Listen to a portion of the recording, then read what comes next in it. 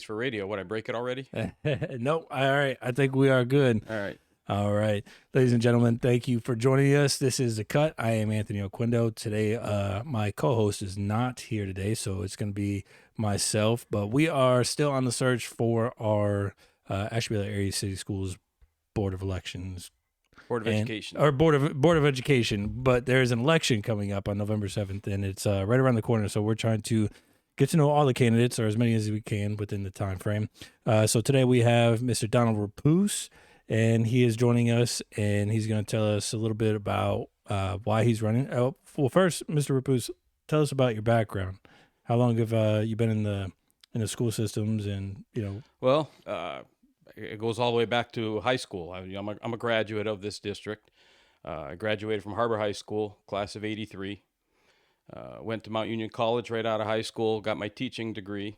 Actually, I had no intentions of going into education. I wanted to go into engineering. I was in a math program in Mount Union College. My degree's in mathematics, and I didn't even pursue the education path until my junior year in college. I got a letter from the education department, said how in demand math teachers were. So I thought, well, let me try. So I squeezed in a double minor. So I had a major in mathematics, a minor in computer science, and then a minor in education. And then my junior year, I went in, no, actually, I guess my senior year, went and did our student teaching, and just fell in love with it. I did my student teaching in a small rural school down near Alliance, Ohio, and then just had a wonderful time with the students there. And that one letter from the education department changed my entire career path. So after I graduated, came back to Ashtabula. At that time, when I graduated, there were, I think, 3 or 4 math openings in the county. And I applied for Ashtabula because I wanted to come back to my home district, and was fortunate enough to get the position. And then I've been working here ever since. Started off as a math teacher, eventually became the math department chairman. For a short stint, I was I was the first online school coordinator in our district. Then I went from there. I was an assistant principal for a couple of years at the Lakeside 9, and then eventually got the position as principal at Lakeside High School. Worked again for 32 years in the district, retired, and wanted to come back and try and be a positive influence in the district. So that's what led me to run 4 years ago. I was kind of disenfranchised by some of the boards that I've seen in action throughout my career. We've had a lot of people run for their own personal agendas, and a lot of times it made bad decisions for our district. And I just want to try and be a voice of reason on the board. I've tried to be a voice of reason for the past 4 years. I come at it as probably a little different perspective than some of the other board members because of all the different roles I've had in education in our district. I know a lot of the administrators in other districts, and have a lot of interaction with the other districts throughout my career. So it's just I want to give back to this community. I've enjoyed every minute of every second of every minute that I've worked in this district. Some days have been challenging, but I got to say, on the exhausting days, it usually wasn't the students that caused the exhaustion. It would be an adult somewhere doing something that. whether it be another teacher, administrator, just Teacher, administrator, volunteer. board member, it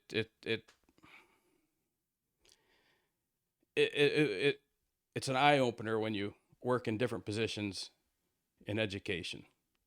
When I went into administration, I ran my classroom a certain way. I think my students respected me for the most part. I give respect. You got to give respect to get respect. Um, and my students always knew I cared about them. At least I hope they did. Seeing when I run into them in the community, and I run into them everywhere.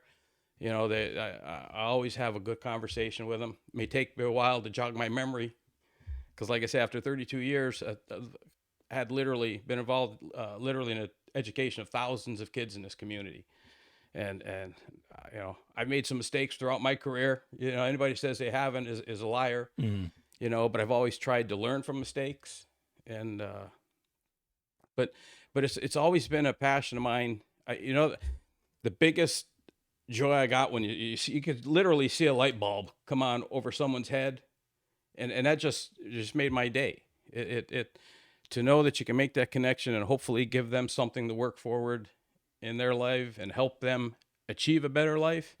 I just always enjoyed it. I don't know where I started off with that statement, but that's where I'm ending up, I guess. Yeah, no, I think it fits. I don't think I had the pleasure of being a student of yours in high school. I don't remember. I don't think so. You probably did yell at me a couple times for maybe skipping class, but but I don't think I don't think I actually had you as a teacher, and I guess you'd have to actually go to school for that even to be true anyway. So, yeah. Well, I've always practiced tough love. That's Yeah. You gotta my own kids. When they were little. I'm Italian, Portuguese. I kind of get loud sometimes when I'm talking. My kids will go, "Mom, Dad's yelling at me." I say, "I'm not yelling. I'm just talking." So. Yeah, I can't tell you the friends that I do have that did have you as a teacher. They say nothing but good things, nothing but great things actually. I appreciate it. Yeah, It means a lot to me. yeah. So, what makes? So I know you touched on it a little bit. You said you come at the board. You come at onto the board kind of with a different approach or different point of view. What makes you, the person for this seat? Well, when you're in positions like this, it's not about opinions. It's not about I heard. It's not about someone told me. It's about data. I mean, you got to make data-driven decisions, and that's how I've kind of. Well, that's my whole career. It was always about data. If when I hear people talk about and say, we're an F district, we have issues. There's no getting around it. But just simply admiring the problem all the time, saying we're an F, that doesn't solve anything. If you take the time and have you ever looked at our state report cards? I wouldn't say I've went too in depth, but I've looked at. I know it's Lakeside or Ashtabula is rated a 2.5 star. Correct. I think it's Buckeye 3.5, Jefferson 4.5. So correct. I know Lakeside's just down there pretty low. But see, that's all people see. If you break down that report card, it's about 20 pages long. It explains how you get to those ratings. And I've heard people say, we've been an F district for 50 years. Well, that's not an accurate statement. Have we always had, we've had issues. Absolutely. But, and that's one of the things, because that was, again, part of my job. I had to analyze the data and try and problem solve and figure out what can we do differently to attack these issues. And they're archived on the ODE website. You can go back 20 years. And this is what I was doing. You're saying the report cards are? The report cards are. Okay. And they've changed so many times in 20 years. And when you were in school, was it OGT? Yes. Or was it you were in the OGT era? I think when I graduated, I think it was OGT. I think before that it was called progressive tests. Oh, the proficiency. Proficiency. Yeah, maybe that's what it is. What year did you say you graduated? 2007. 2007. Yeah, that was probably back in the transition era. But we've had, I went back as far as the 0304. They had different classifications back then. In the 0304, we were under academic watch, and that was we hit 6 out of 18 indicators. Indicators are our kids scoring at a certain level on their tests. And then 0304 and 0405, we were in academic watch for those 2 years. Those were kind of in transition years. But then in 05, 06, we improved, hit 9 out of 25 indicators, and moved up to continuous improvement. It's still not the best, but it's not the lowest either. Continuous improvement is just that. They want us to continue to make improvement. So we've been in continuous improvement in 05, 06, and 06, 07. We were in continuous improvement. 06, 07, we hit 12. And again, it kept changing. Like in the 04 year, there were 18 indicators. 05, there were 23 indicators. 06, there were 25 indicators. You get into 07, there were 30 indicators. So in 07, we were again at continuous improvement, hit 12 out of 30. The following year, 07, 08, we hit 16 out of 30 and were ranked effective. So we did have progression. So the higher the number, the better, or The better, yes. That means the Okay. more indicators you're hitting, hitting. you're right. hitting more goals, more district Gotcha. goals. So if each one of those numbers was a goal, we're hitting 12 out of 30, 16 out of 30. Okay. Correct. But now there's other things they take into effect other than just are you hitting these indicators on the state assessments. They look at your rate of improvement. How did you have maybe 65% pass? Okay, we're going to up that goal and make it for next year. We want you to hit 72%. And then they judge you, they rank you, give you more quality points, How for close lack of you a got better, to. if you hit that target. So our goal is to always improve and try and increase every time we go. Right. But here's the issue. You don't have the same kids taking the same test year after year. You know, they're going to age, they advance. So the next year, your incoming 8th graders are now your 9th graders. So they're judging the scores of those 8th graders, or those 9th graders on your last year's 9th graders, not on how my 9th graders have improved into 10th grade. They're just saying from class to class to class, which you want every class to do well. Right. But it's kind of comparing apples and oranges, because how did this class perform at this grade level greatly affects how it's going to perform in your grade level, because education builds and builds and builds and builds. Right. You know, in order for a student to be able to do long division, they got to know how to do multiplication first. So everything is a building process. I use math as an example because that's my gig. That's your thing. Yeah. Yeah. So, I mean, we have gone up and up and progressed. But then again, they change. You know, you had a target score of 75 on the OGT. If you had if your 10th grade class, 75% of the kids passed the OGT, you hit the indicator. If you have 74.8% of your class pass the test, you don't hit the indicator. Mm-hmm. And we've had years where we had 6 or 7 indicators we missed by maybe 2 or 3 kids didn't pass that test. Ouch. So we're constantly on that bubble. Right. So what we had to do is figure out, and we still have to figure out, how do we get off that bubble? How do we get these kids to perform up here so we're not 2, 3, 4, 5 kids away? Right. Because and it went back when I was the math department chairman. We would do item analysis of the tests. We could get the tests after, I think it was maybe a year or 2. They wouldn't release them because they recycle some of the questions back through. Mm-hmm. And what we do is we get the test. They tell us how many kids passed it, how many kids are each individual problem, each item on the test. And we know how many kids in our building got that question right, got that question wrong. So if we're going down, we'd analyze the test. And okay, question number 45, 80% of the kids got it wrong. That means, okay, we're missing that in the classroom. And we try and write that into our curriculum, figure out what indicator are we missing. So, I mean, there's so much that goes into education. The state standards, and that's what we used to do with the state standards. We'd have to, I mean, you get me going on this stuff, and I go a long time. So No, that's all right. Yeah. I actually like to understand this stuff. now the state puts out their standards, and they tell us they don't call it a curriculum because they want every district to develop their own curriculum, but they tell you the standards that you have to hit. How you hit them is up It's to up you. to you, right? So, but in those standards, there's so many subcategories.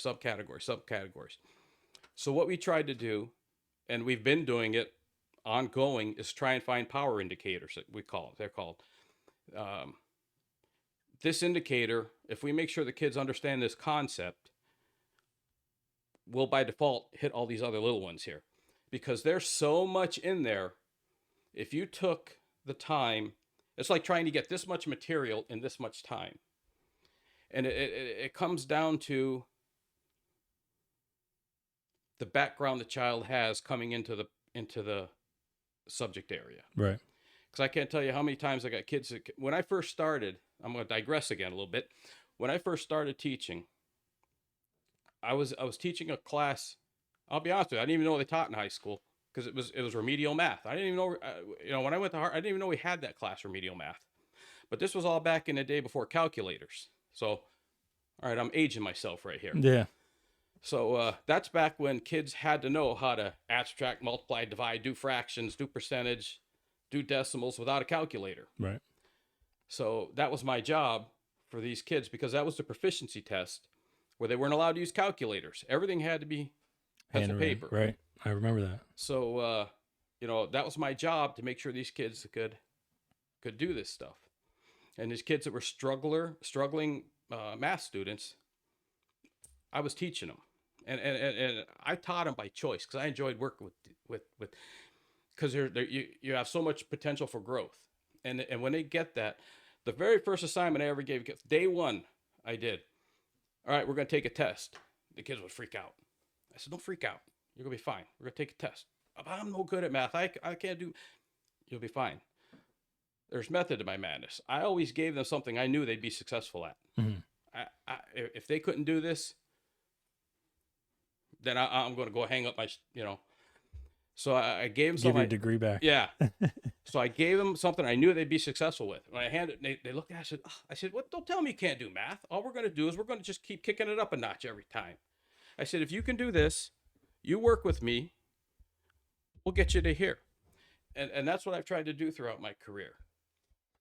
I just want you to be cognizant so you don't run off frame. That's all right. You scoot back. So you take it as an approach of so you took it for that situation in particular.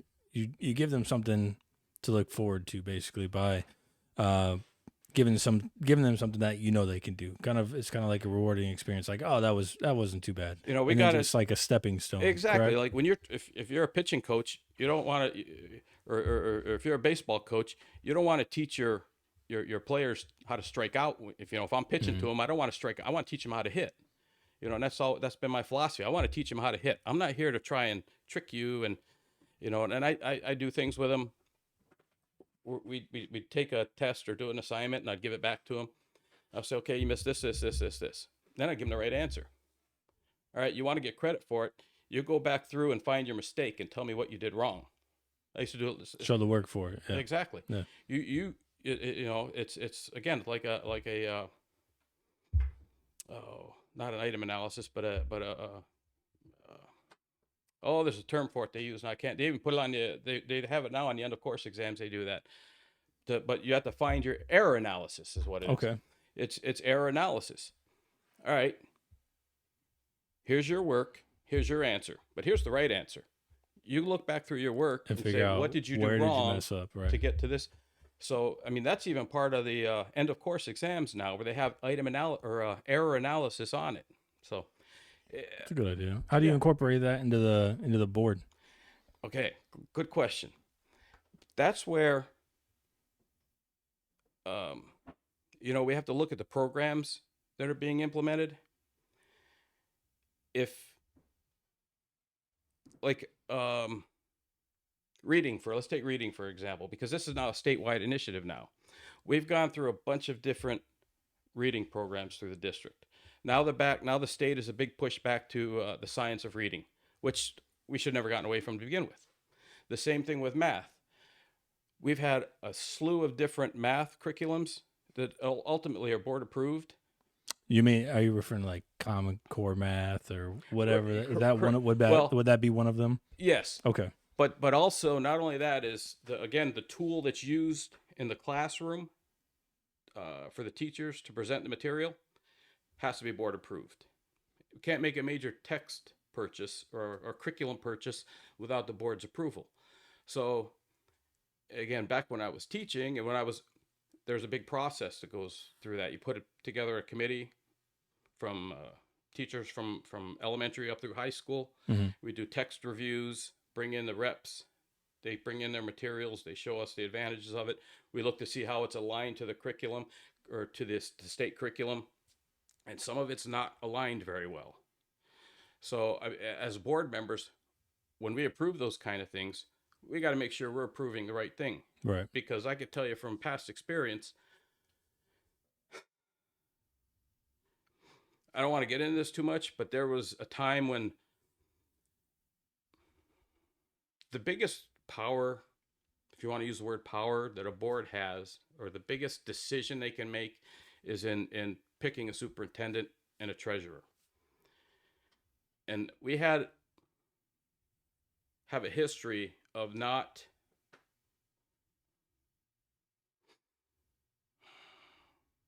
there was a time when the board wanted more authority than they should have.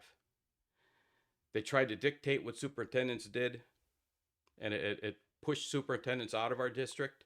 As far as the curriculum, or well, then they brought in hiring and firing. Right, they brought in a superintendent who they thought they could control, and the superintendent made a lot of unilateral decisions.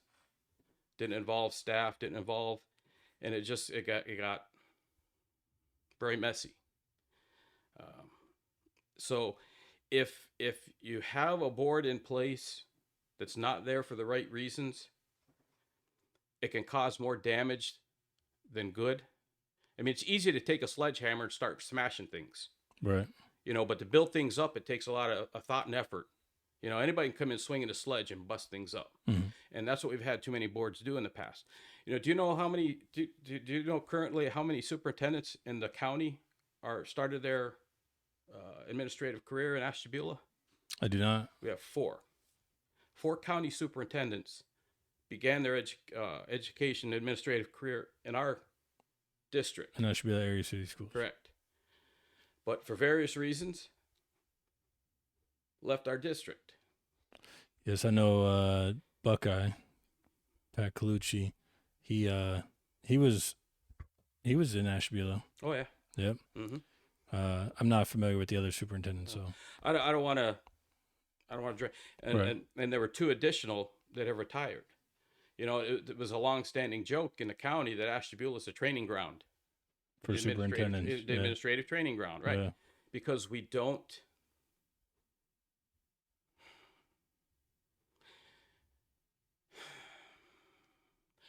A lot of times we don't value our own. If someone's 100 miles away, they must be better. Has been a mentality that's happened in this district for a long time. And if you look at these other superintendents, they're all being very successful in their districts. Mm-hmm. And the ones that are retired were very successful in their districts. So, there's a lot of power that comes with this position if you use it correctly. And you can do a lot of damage by swinging a sledgehammer wildly. Right. So again, that's why I try to be a voice of reason. I always weigh the data that's presented to me. I always try to make data-driven decisions. When we look at our agenda, and I understand there was some concern about the way the agenda works. I don't know what we have is called a consent agenda. Are you familiar? I'm not with that term in particular. What a consent agenda does, it combines a number of items. Say if a treasurer has, we need to create this account, we need to budget this money here, if it's usually pretty routine items, they're lumped under one agenda item, but the treasurer still goes through and gives a synopsis of everything in there. And then instead of calling a roll call vote on 20 different items. You do it all at once. It's a consent agenda. Okay. It doesn't hide anything. I think you're referring to maybe the interview we had with Darius where we talked about maybe, agreeing to some things, but not. That's what. And if there's an item there that someone wants to vote on separately, you just you can just say, I want that item separated out, and that's all. That item is separated out of the consent agenda, and then is voted on separately. And that happened a few times at board meetings where someone didn't want it lumped in. I think that happened. Oh, did that happen with the parapros? I think that happened when we had an item on there about parapros. A board member wanted it separated out. We separated it out and voted on it separately. Okay. But so all you have to do is ask for it to be, yeah. And it usually, is there a discussion beforehand about it being separated, or just the discussion about it will come after it's already been separated? Yeah.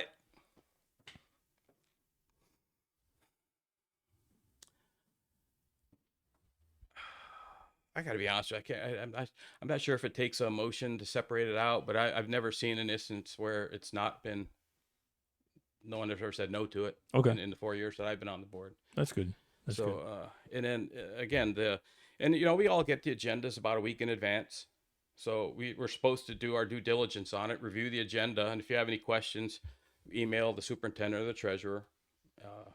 And then best practice is to include all board members on it so everybody hears the same question and gets the same response. And then we also have a work session beforehand that can ask any questions where they go over the agenda to make sure that there's no,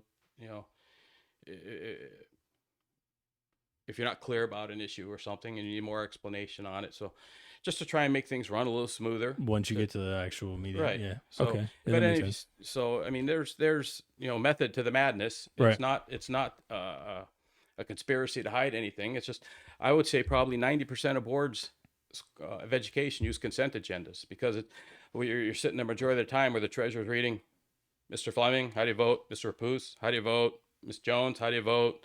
I mean, that's it's just a procedural thing that kind of speeds the meeting up a little bit. Easier. It's not to hide anything. Right, Everything is all transparent. And again, if there's a specific issue, you can just have it pulled out and it's voted on separately. Gotcha. Yeah, that makes sense. That's fair enough. Mm-hmm. I had a question right on the front of my head. So do you get a lot of emails or do you have a lot of contact with parents who say, who may express grievances that they have about the district? Not a lot. No, I don't. Why do you think that is? Because when we had Laura Jones on here, she said the same thing. Like parents don't really reach out. Like we don't. Nobody really tells us what's bothering them or what issues are actually. Well, actually, be honest with you, that's a good thing, because let me rephrase that. I'm hoping that's a good thing because there's a chain of command they should follow. To contact a board member about a concern means it's something that's really blown up that you've got no. Fell through a lot of cracks. Exactly. Okay. So and that's put out in a handbook where if you have a concern about a classroom, it's contact the teacher. If that's not resolved there, contact the principal. If that's not resolved there, contact the super. So there's a series of individuals to go through that you should go through to try and get it resolved. Because I could tell you how many times, again, when we had boards, when I was an administrator, there were a lot of community connections directly to board members. Mm-hmm. And they would bypass that entire chain of command, go directly to the board. Board member. Board member would call the superintendent. Superintendent would call me. So I'm doing all this backtracking to get back to the original issue, which 99% of the times I could get resolved in, a half an hour conversation. Yeah. So we need not only the students to do the right thing, mm-hmm. teachers, administrators to do the right thing, parents to do the right thing as well. Yeah. I mean, don't just. And I don't do social media. Never have. Don't have a Facebook. Never wanted a Facebook. You might be the only person on earth. Is it? Well, if you know how much stress Facebook caused me when I was a principal, Oh gosh. I Yeah. give you a perfect. I get my emails on my phone when I was, and first I check them every morning. I'm getting ready for work one day, and bing, my email. I look. I got an email from a Facebook watch group. They monitor. I don't know how they. I don't Facebook, so I don't know Mhm. how they do this. They monitor, and I guess you could be a private or public Facebook account. You're going to be a. Well, most kids probably didn't know they. This is I don't know, a number of years ago, because I've been. This is my 5th year now, retired, going into my 5th. But I got an email from this group, and it was screenshots of this conversation going back between two girls. I'm going to beat your butt when we get to school. I'm going to get you. We're going to meet up in the restroom, blah, blah, blah. First period. Well, let me see. I got into work. First thing in the morning, I called that one girl down. I said, so, how come you were on your computer at 11 o'clock last night? Why weren't you in bed getting ready for school, getting some sleep? She looked at me like, I said, and you want to meet so-and-so in the restroom and you want to fight? She looked. So she didn't know what to say. And I got the other girl down there. I said, you two girls want to fight? Well, so in that aspect, it worked out for me because someone was watching the Facebook and I got it resolved. And it was a silly little thing. But this is what I always used to say. Kids, they get keyboard muscles. Mm-hmm. You know, I'm sitting 15 miles away from you. Send. Yeah, keyboard warriors. Yeah, What they yeah. call it. Yeah. But then when they got called on the spot, and that's what, when there were issues with kids, when this was in the infancy of Facebook, and it was, you know, a lot of putting out fires like that with kids.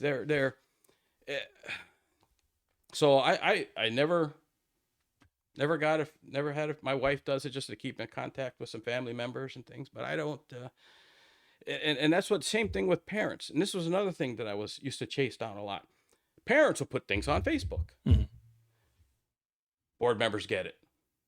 I had one issue one time. There was a parent complaining about an athletic event that I don't want to go into too much detail because I don't want to. But it turns out that on my Saturday and Sunday, all I did was chase down the facts of this accusation. None of it was factual. Not one iota. I had to put together a big report. And this for the all board. started from the parent. This all started from parent who made a post on Facebook, who was a Facebook friend of a board member. Oh. So it took me a whole weekend to track down the facts. To find out none of it was true. None of it was true. So I gave it to the superintendent, presented it to the board. I mean, that kind of. So that's why I say chain of command is so important. Right. Because it's exhausting. So with that being said, I'm some of the public participation that I've seen in some of the meeting notes or meeting minutes, a lot of it has to do with bullying. Now, I imagine if they're bringing it to you, like we talked about chain of command, I would imagine these people who are participating and speaking about bullying, asking if there's, what's to be done, I would imagine they went through the proper chain of command. I mean, hopefully they did. Hopefully. But if they, what is something that the board can even do in regards to bullying? Well, again, it goes right back to the superintendent. It's on the we don't investigate. That's not the job of a school board. We don't have the authority to go investigate things like that. Right.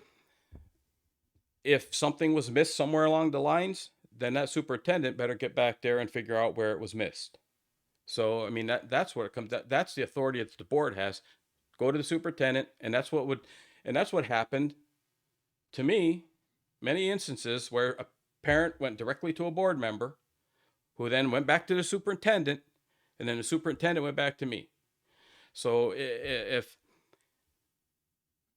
that chain of command is being followed and they're still getting to the board, then that means the superintendent didn't resolve it. And that's where you gotta talk to the superintendent and say, hey, why didn't this get resolved?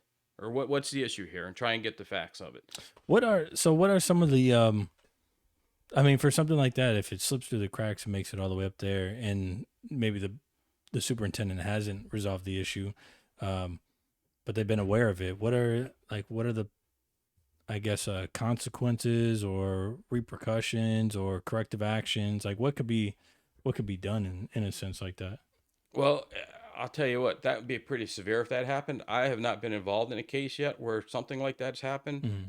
So I'm not going to speculate, but it comes down to you evaluate, board members evaluate the superintendent and the treasurer. That's your job. Right.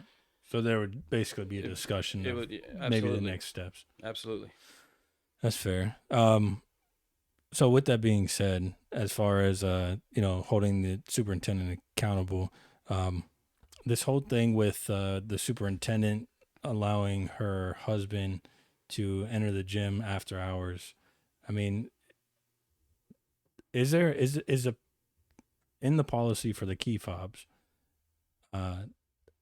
Actually, I have the policy. I'd have to pull it up, but it states that you should not lend out your key fob.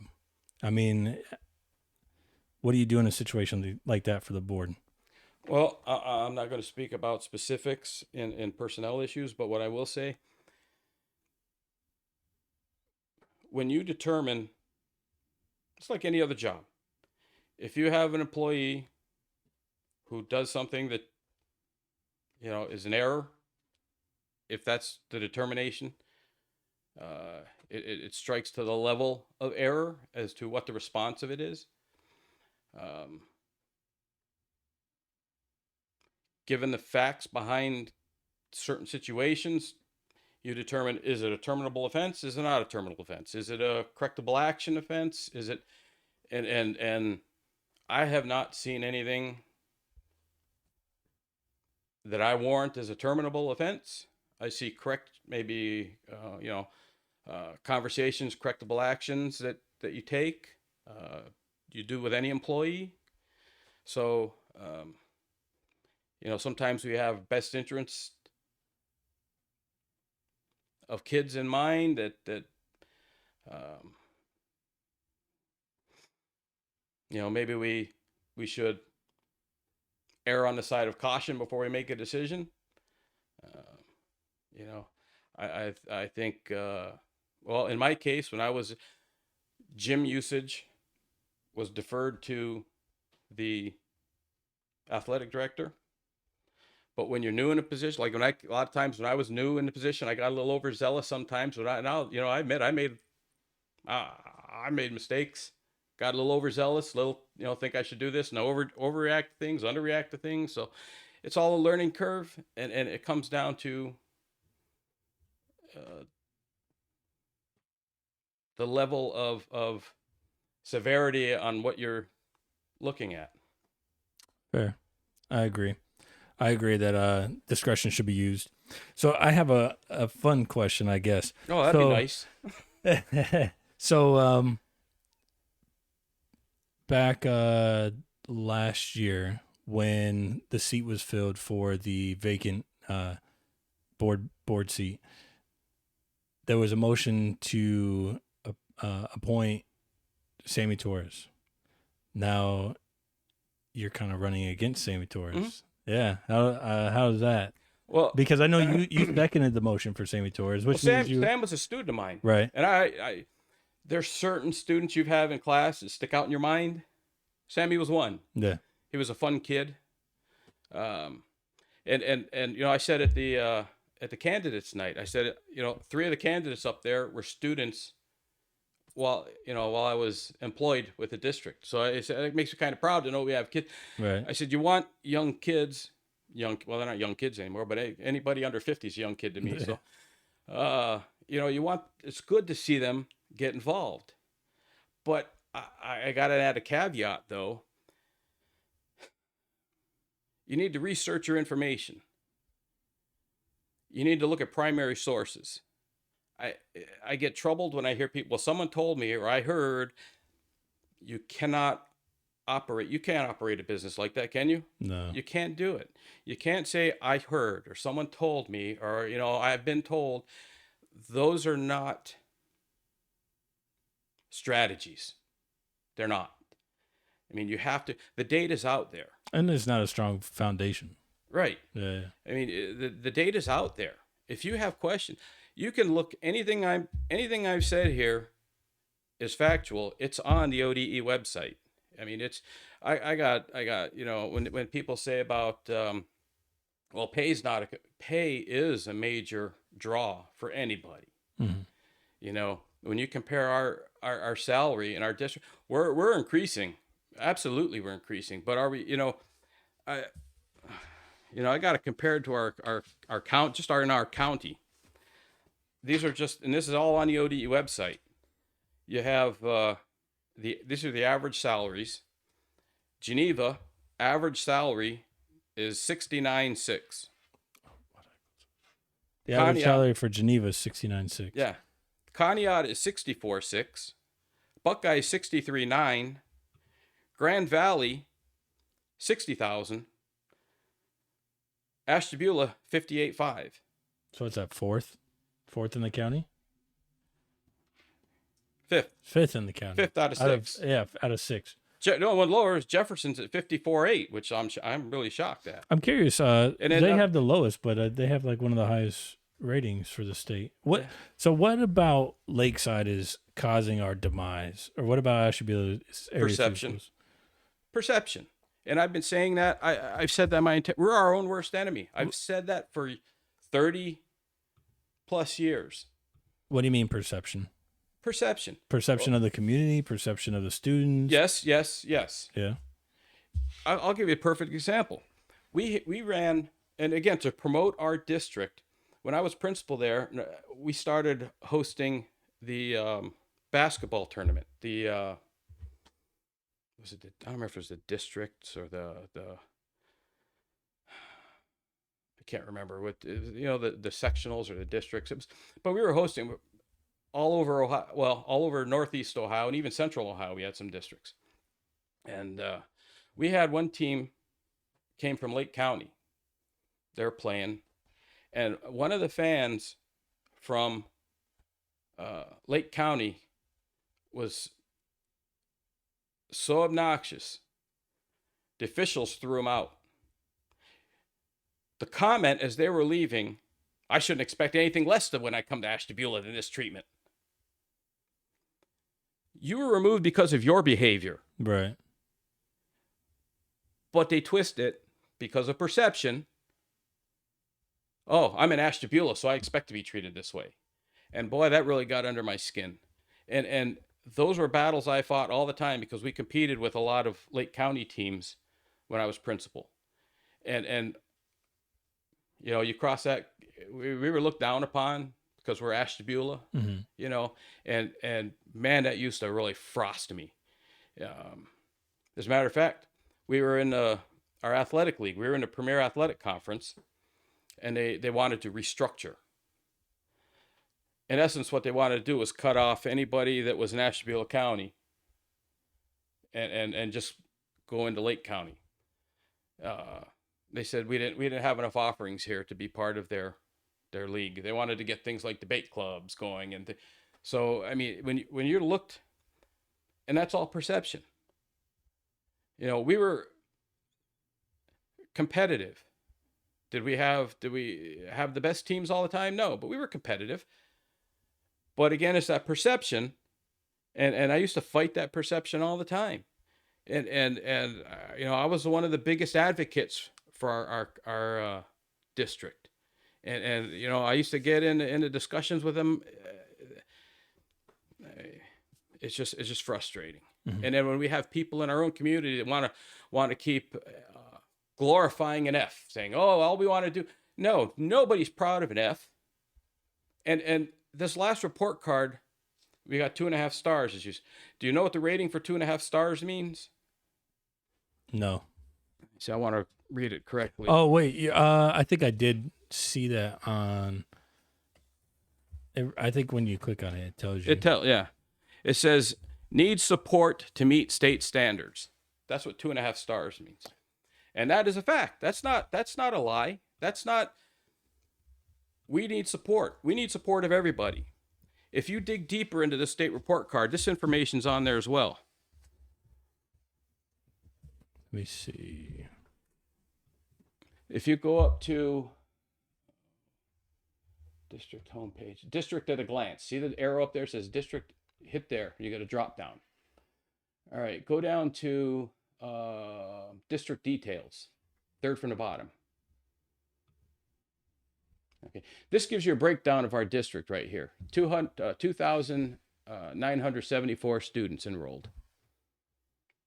And then if you keep scrolling, we have a positive behavior intervention system in place.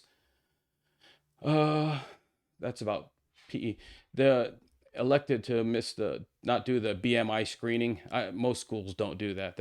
I see no point in doing a BMI screening. All that does is make kids self-conscious. But then if you go down to here, breakdown, districts and STEM school. School choice options, place of enrollment of students residing in the district. Look over to the left. Students enrolled in district where they lived. All right, look below that. Students enrolled in another public 602 open enrollment. That's how many are open enrolled supposed out. to be in Ashtabula that are elsewhere. Correct. Students enrolled in another public district by means of other than open enrollment. Those are your Ed Choice scholarships and your 336. So you're talking 900 kids. I'll tell you what, now that we're missing. 900 kids right there. Those kids that open enroll out, they don't go and do the open enrolling. Who does it? The parents. The parents. Right. So obviously the parents are involved in their education, correct? Right. Study after study shows parents involved in their education, students are going to be more successful. Those 900 kids aren't open enrolled out.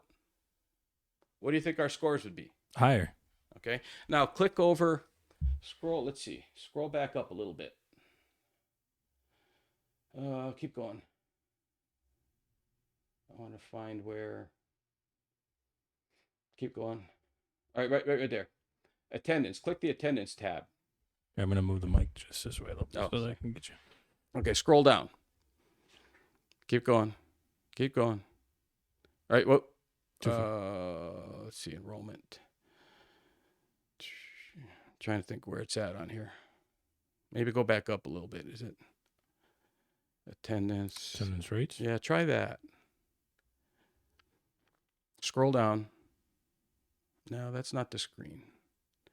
Click back on the data table there. Oh no, there it is over on the right. Chronic absentee. Click there. Okay. All right. You see what that top line says? All students. See what it says next to it? 49.4. Wait, so 49.4% of students chronic absenteeism. Chronically absent. You know chronic, the classification for chronically absent, you have to miss more than 10% of the school year.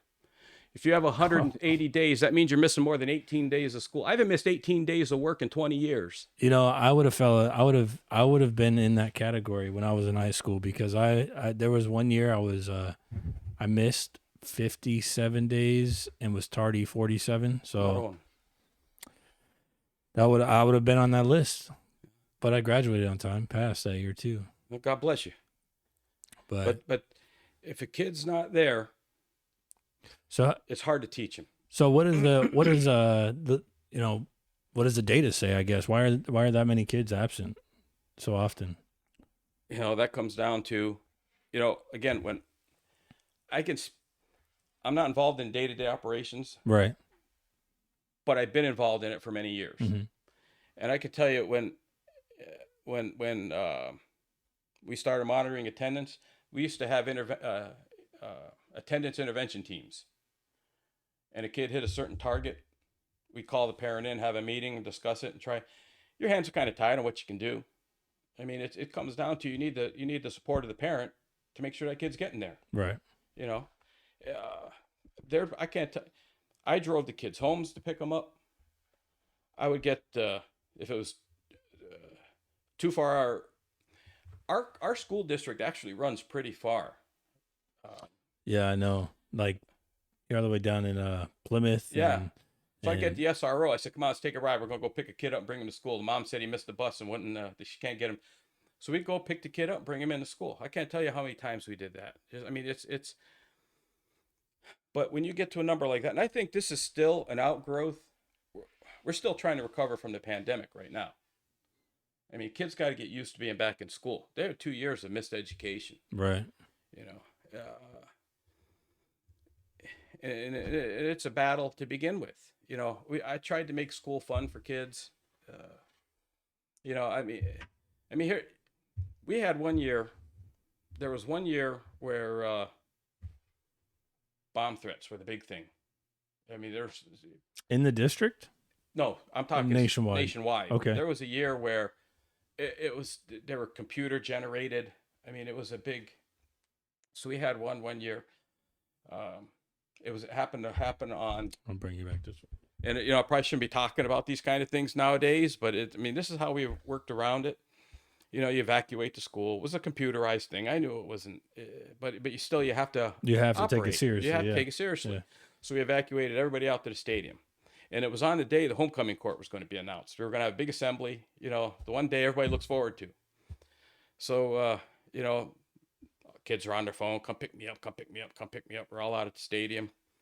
So I got the microphone and I told the kids, I said, we're supposed to have our assembly today.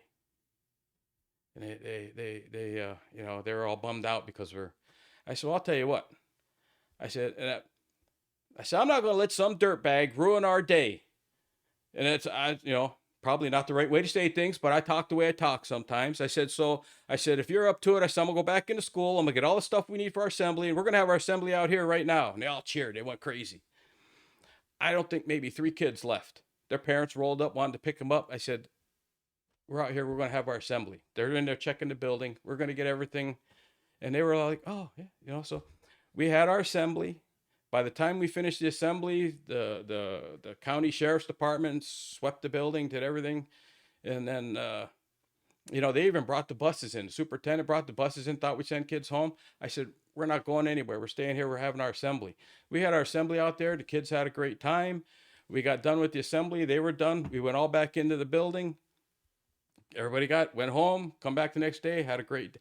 So, I mean, it's if you're given lemons, you can pucker your lips or you can make lemonade. Mm-hmm. I always tried to make lemonade, you know, and you know, and that's why we have to do with our district. If, you know, if you know, we gotta find workarounds and figure out what can we do to meet these kids' needs.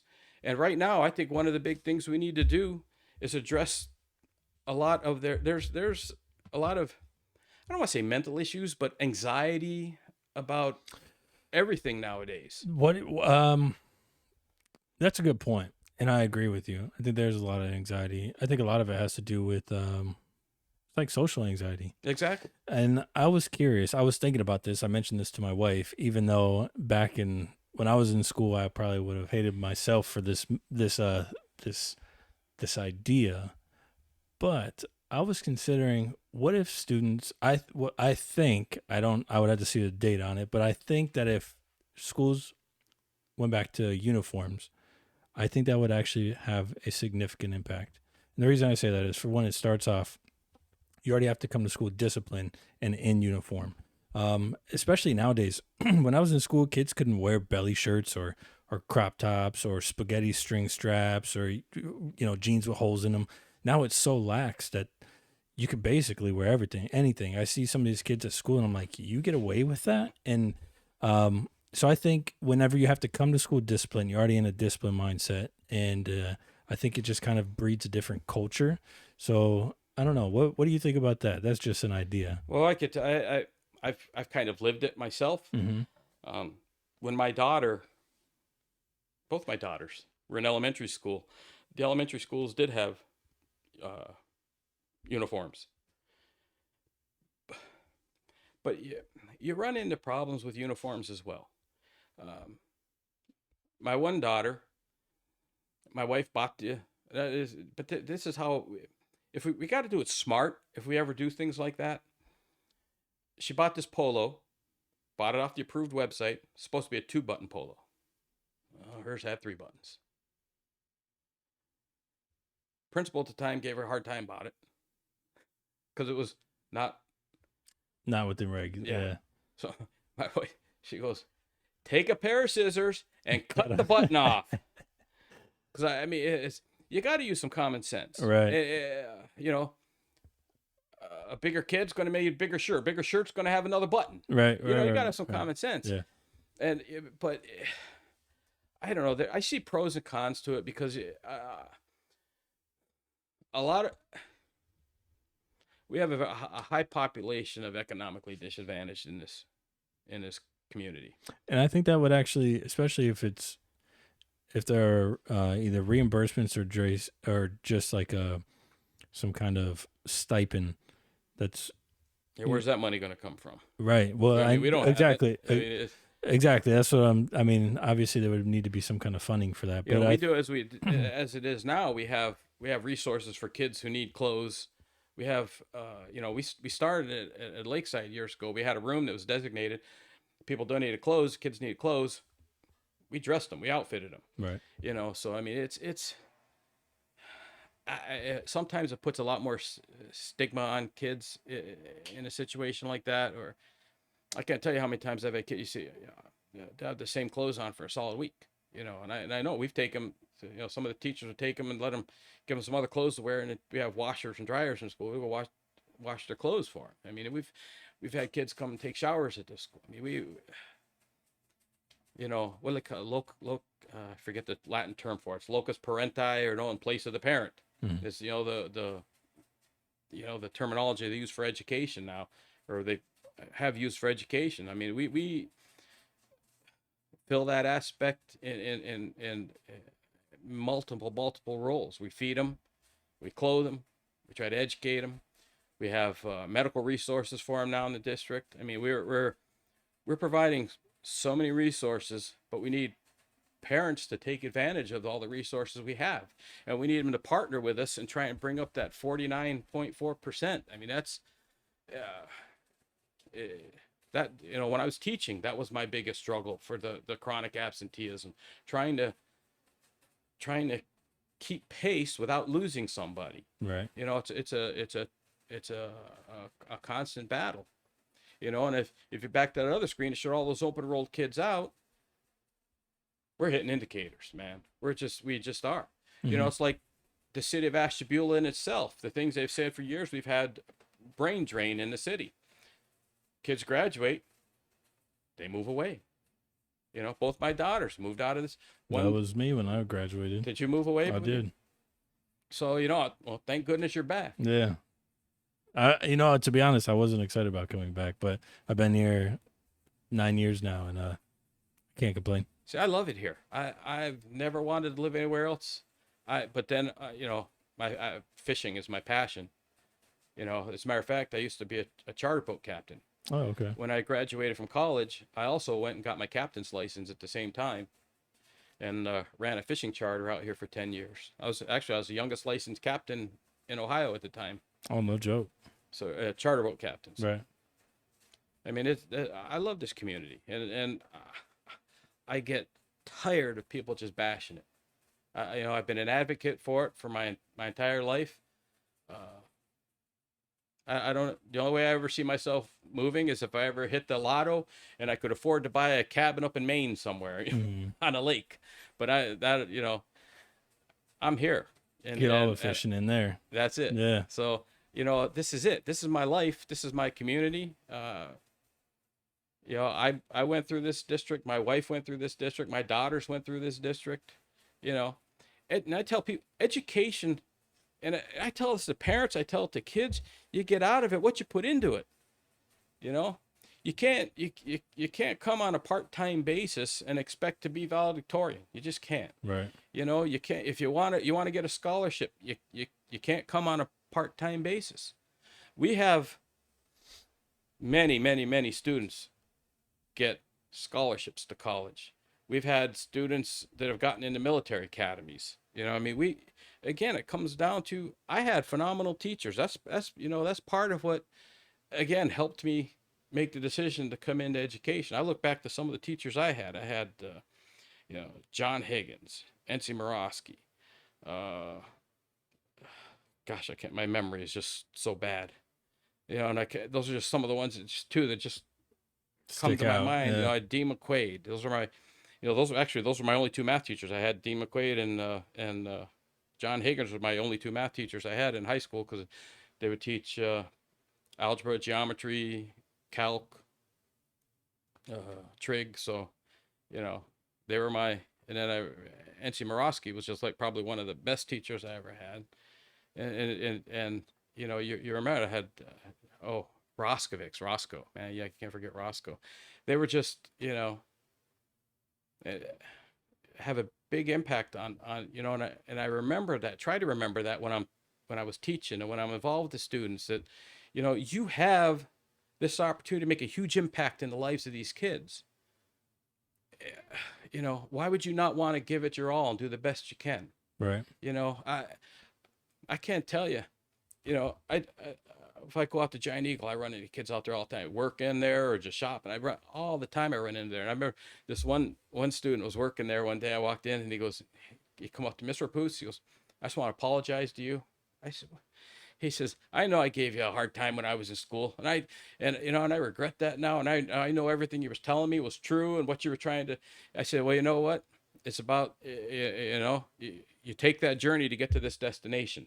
You make those mistakes when you're young, so when it counts, you got that education or got that knowledge to make good decisions in your life." So and I'm not one. And with kids, I never held grudges. And I didn't like when teachers would say, "Well, I had that kid last year," and I said, It's trouble. that's a bad attitude. I don't want to hear that. I said, I'm going to judge this student on how this student performs for me. Right. And I would tell teachers that as well. I said, you don't, because again, when I went into administration, I expected everybody to kind of be like, I thought, well, you have the same. That wasn't the case, and I had to, sometimes be a little more direct with some people than, Yeah. but not out of it was always out of, and they knew it.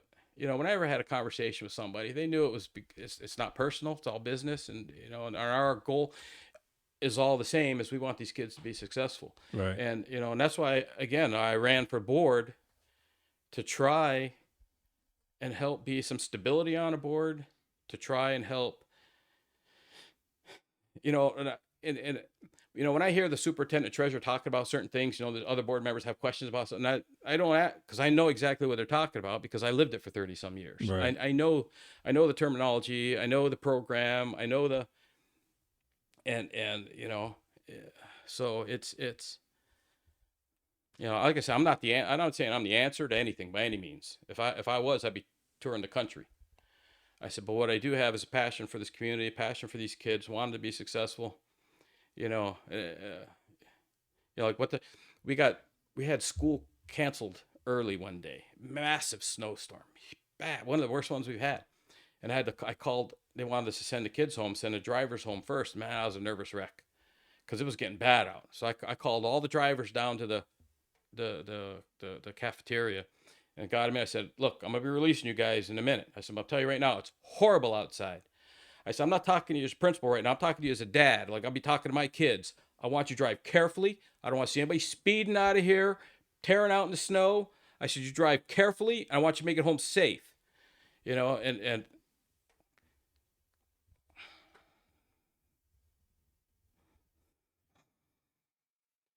I get a little choked up sometimes. And I got calls next from parents. How appreciative I was, or how they were that I was looking out for their kids. So, Yeah. I mean, I take this serious, and I just got a love for this community and these kids, and I want them to do well. And I want them to get involved in things and be part of this community and make it a positive thing. And at that candidates night, Jim Timonere said one thing. He said they were down on Bridge Street and they were taking prom photos on there. He says, think back, when did you ever think you'd have teenagers on Bridge Street taking photos? Because I'm going to tell you, when I grew up, it was nothing but dive bars down Bridge Street. Yeah. And you look at all these successful industry and it wasn't even industry. When I was there, it was just bars.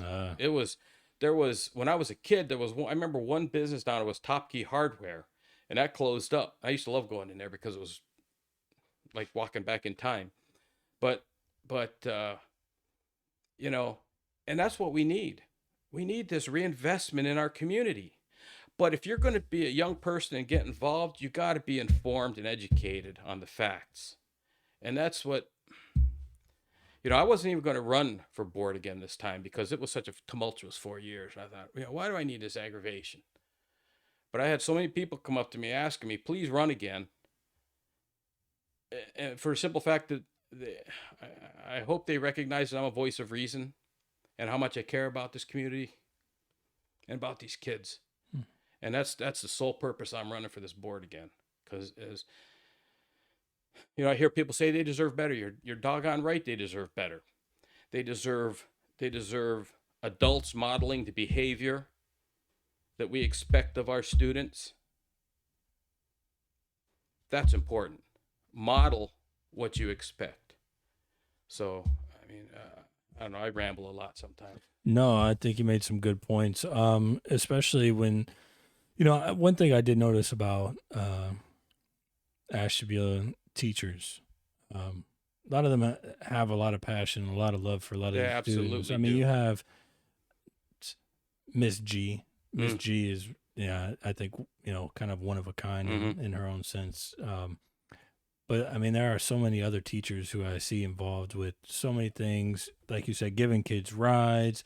Buying them clothes. They don't have clothes. I was going to say buying them clothes, school supplies. basically any resource that they could absolutely, like, I'm sure a lot of these teachers would literally give their shirt off their back for their students. We have, that's, like I said, I know a lot of administrators in this county, and one of the administrators who's now in another district said to me one time, he says, the teachers at Lakeside work harder than any teachers in this county. He says, because they have to. He says, we could, our teachers, they'll be successful here. The kids will be successful here because, the parents are there to help them out, and they're going to make sure that they're, if they do something wrong at school, they're going to support them. And he says, but we don't always have that here. Right. We have to, again, sometimes be that support for the kid because they don't have support. I can't tell you how many times I've had to call children's services in my career because of things the kids would come and, share with me about what was happening. And so our teachers in this district are awesome teachers. I used to tell my staff that all the time. I said, you guys work harder than, and I try to not increase their workload with things. Every time you get a state mandate, the workload increases. Every time you get a district mandate, the workload increases. So, I mean, it's I don't want to say a thankless job. It's not a thankless job. But it's a, it can be underappreciated sometimes. yeah, that's a good way to put it. Underappreciated. It used to be that teachers in a community were looked at like, oh, hey, my kid, the teachers were, it's not that way anymore.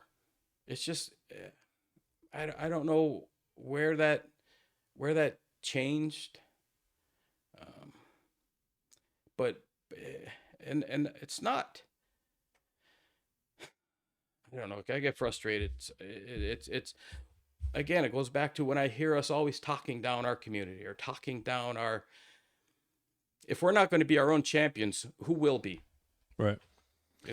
How do we get I guess we would need parents and students to buy in. How do you, I guess, being on the board, how do you get the parents to buy in and kind of maybe help out with the 49.4% chronic absenteeism, or just be involved in their kids' education in general? And then how do you get the kids to buy in to really want to come to school and want to learn and want to develop and get that education that they deserve? And that's a beautiful question.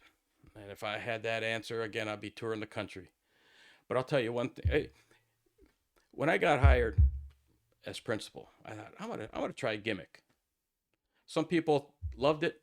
Some people bashed me for it. I called it the drive for success. Do you have the drive for success? I got a local business with Skufkas on State. They donated a car. I raffled it off to the kids in the building. Someone got a free car. The way they earned tickets for the car, they didn't buy tickets. They earned them by uh, passing their state assessments, showing improvement on their state assessments, uh, getting certain grades. If you got an A, B, or C, or if you showed improvement in your class in the quarter, everything you did, you got a ticket. I got a big hopper, put it in the office, and we keep adding those tickets, adding those tickets. One of the biggest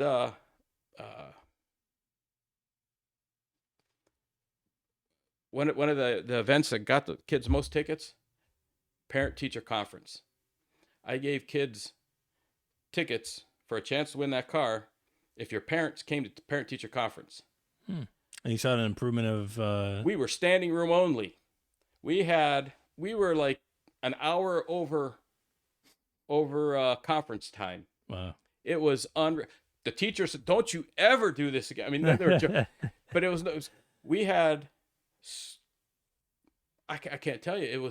The school was when we used to have parent teacher conference. When I was teaching, even when I was principal, crickets. You get your handful of parent. The kids are doing really successful. The parents say, "Well, I don't really need to come in to see him.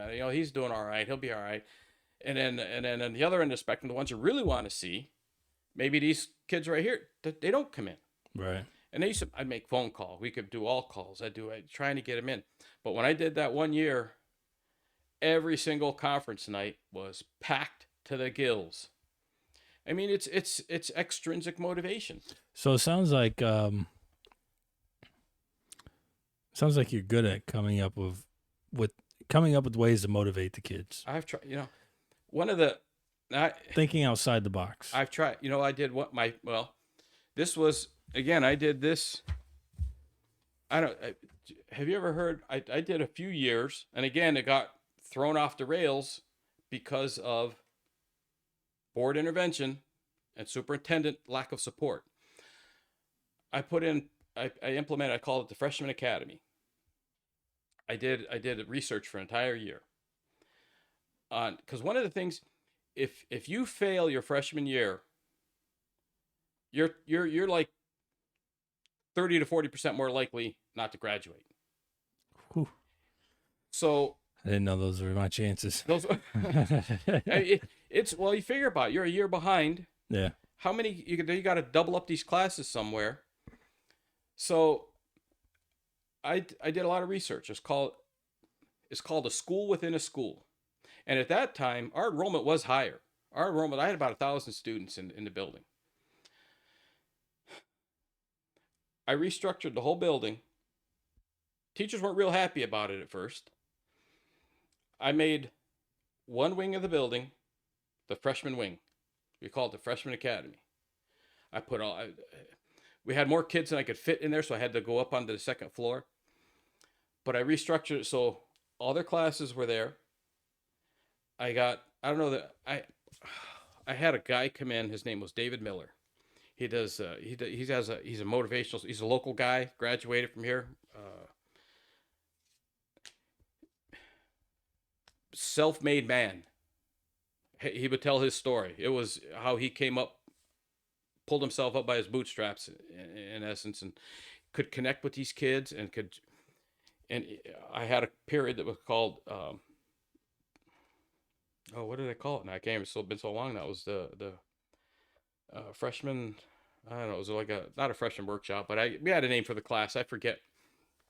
But what we did was, and people say, "Well, you're just trying to isolate them." I said, "No, I'm not trying to isolate. I'm trying to integrate them." I said, "They're coming from a little building, junior high school, where there's 2 grades, into this building that's massive." I said, "And the kids get lost here when they come in as freshmen." So what I tried to do is just tried to shrink the building down. It's called a school within a school.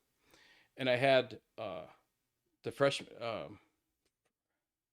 the heck did I call that class? Freshman in a, I can't, it was like a freshman seminar class, but we had a better name for it. But what he did, he talked about interpersonal skills with the kids, how to be successful in school. I mean, he had this whole curriculum together, and the kids loved him. And it was that freshman class was probably the most cohesive class we've had come through there. And then uh, again, it wasn't just I changed the whole bell schedule where kids ate lunch by grade level, and that was a tough thing to do. I think they were after, yeah, when I retired, they reverted back. But there was and it was showing success, and we were monitoring their performance, their attendance. Every student there reported to their teacher. They had a core teacher that they reported to their freshman year to provide support. They monitored kids if they had checked their missing assignments, monitored their work progress. It was like a tight knit community within the building, and I got to say, I think it was going really good. We had a board change. We had a superintendent change. Superintendent was not supportive of it at all. So we had really only 1 year where it was implemented with fidelity, and then it just kind of trickled out, and then it just, and I was pretty upset about it. They wouldn't support me bringing in David Miller anymore because they didn't want to. The new superintendent didn't want to pay any external fees for his. They said, well, we have people here can do it ourselves. Having a person, it's not about having a body. Yeah, it's not filling a spot. It's having the right body. Right. So, and David Miller was I think he has a DG group. I wish I could. He was awesome. He was just absolutely phenomenal. The rapport he built with these kids. Matter of fact, they came up with an acronym that they wanted to call their class. They wanted to say, we're going to SWAG. Mm-hmm. So, of course. Well, but the acronym was for Students Wanting to Achieve Greatness. I like it. And that's what the kids came up with. Yeah. Through his mentorship. And it was going so good. And then just because a board came in who didn't. See, I think that's awesome. I mean, they're integrating, and the students picked the name. Yes. So you're integrating culture and education, Yes. which is what it really should be about. Yes. I mean, because the culture is ever changing. Absolutely. And I think I'm going to be completely honest with you. You sound like you'd be a great superintendent. I would never. People say, why don't you go for? I said, I wouldn't touch that with a 10-foot pole. That is it. Going up to building principal was enough for me. Yeah. It was. To me, that sounds like a great spot for you. I think that's a massive compliment. I appreciate it. Yeah, just because, I mean, it sounds like you're really good at thinking outside the box. You're obviously good at numbers. You're a math teacher. And, I feel like you do well with the day-to-day operations. I try. I had no aspiration to even go into administration. Right. This was back when we were Lakeside 9. There was a shift of administration, and they brought in Jake Rose. I don't know if do you ever remember hearing? He was as a matter of fact, this is how far back he was. We used to teach Ohio history back in the day in junior high, and he was my Ohio history teacher when I was in junior high school. And he moved up the ranks, became superintendent in district, did an awesome job. Ended up moving on. I think he went to Mentor. He was a superintendent or assistant superintendent Mentor. I mean, I had the utmost respect for this man. And then they brought him out of retirement to come be the principal at Lakeside 9 temporarily while they did they moved, that's when they moved I think it's JC Montanaro and Jimmy Candela. They moved them up to the high school. Yeah, they were my principal and assistant principal. Yeah. So that's when they moved them up to the high school. The old Ashtabula was Lakeside before the new buildings were built. Right. They brought in Jake Rose to be the principal at Lakeside 9. And this is a story he told me. He said, yeah, I told him I'd do it if I got to pick my assistant principal. So I was at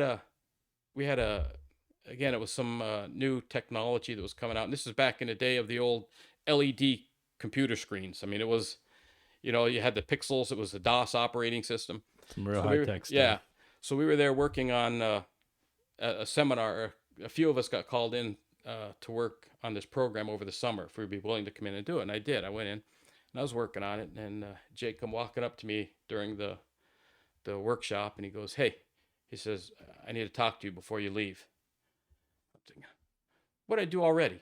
I'm thinking to myself, what I do already? Because I got a habit of opening my mouth sometimes. I voice my opinion. And I said, "You want to see me?" He goes, "Yeah." He says, I told him I'd take this job if I got to pick my assistant principal. He said, "I want you to be my assistant principal." I was just a math teacher. I said, "What?" He says, "Yeah, I want you to be my assistant principal." He says, I think you'll do an awesome job." And I was like, oh. I said, I got to think about that. I said, "Can I?" He said, "Yeah, take the weekend, think it over." It's the weekend. That's a big decision. So at that, my daughter was going to be a freshman that year. So I thought, well, I don't want to make it awkward for my daughter. Your father's going to be the assistant principal. So I went home, I talked to her, and I said, "How do you feel about if I do this job?" I said, I don't want to make it awkward with you and your friends. If She goes, "No, my friends love you. You'll be all right." She goes, so that's how I got into administration, by Jake Rose saying, "Hey, I want you to be my assistant principal while I'm here." Yeah, just somebody recognizing you. Yeah, so and that one thing led to another, and I just I had no ambitions of going into administration, none at all. I had no ambitions to be on a school board. Yeah. But sometimes there's a bigger plan, and that's true. So. So as far as the school board's responsibilities, basically money, and and the superintendent, is that basically? Well, it's just and policies. Well, I'm not a very eloquent person, so this is the OSB, Ohio School Board Association, and what they are is they're kind of like a booster organization for school boards. They're a support group. So this is what this is. Where's it at here?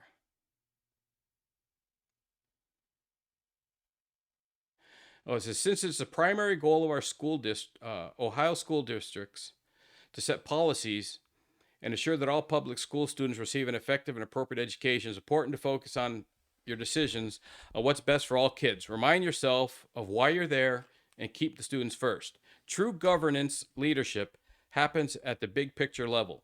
To help maintain that focus, allow the superintendent and staff to take care of day-to-day operations of the schools. Watch them as they perform and give them the tools they need to put out the fires as you give guidance from a helicopter overhead. When micromanaging is the rule instead of the exception, roles and responsibilities are muddied, time and resources are wasted, and we make much more work for ourselves than is necessary. I couldn't say it any better than that, so I'm not saying it any better than that. You just took it right from the OSBA. Because that, in a nutshell, is how a school board should operate.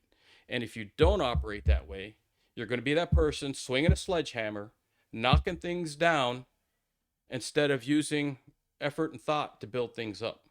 And so basically the school board's should almost be this invisible entity that, I don't want to say completely in the day-to-day invisible. operations. Right. They should be oh man, how is that? I guess the best way I could put it. So when I was in the Marine Corps. You're in the Marine Corps? I was in the Marine Corps. Well, thank you for your service. Thank you. So you had your immediate superiors, your sergeants, your staff sergeants, your gunnies, and then I feel like those would be your principals and your administration staff within the school, and then you have within the district you would have your master guns, your E9s, E8, E9s, and they would kind of be in charge of a division. So let's say a district. And then you have your CO, who's basically overseeing everything, all the divisions, and you hardly ever see your CO. But when you do see your CO, it's a big deal. Mm-hmm. So I feel like the school board is almost like the CO. That's a very good analogy. Yeah. So they swing a big stick, but Gotta be careful how only you when, swing it. yeah, yep. They only when they need to. Ideally, only when they need to. If you're getting Right. to the CO, then it's usually an It's a issue. big deal, Yeah, right? yeah, yep. Um, so that's kind of how I see the board. But how do you? So with that being said, the day-to-day operations, I feel like the board is hands are tied on a lot of things. Like you have to set things in motion way ahead of time in order for it to finally trickle down to where you want it to be. It's almost you have to have a really good Comes with the preparation or planning. setup. Yeah, Yeah, absolutely. It comes with planning. If you don't do your due diligence ahead of time, nothing will fall into place. right, That's why it's that's why it's called planning. right. If you when you're in the military, you go into a battle. There's a lot of planning that goes in. You just don't go, okay, everybody charge. That's not how it works. I'm not in the military, but I've seen a lot of military movies. Yeah, So, I know there's a lot of planning that goes behind it before anything is implemented, and that's like I did with the freshman academy. I took a year and I researched this and all the data I found. And again, that first year, the freshmen at that time weren't tested.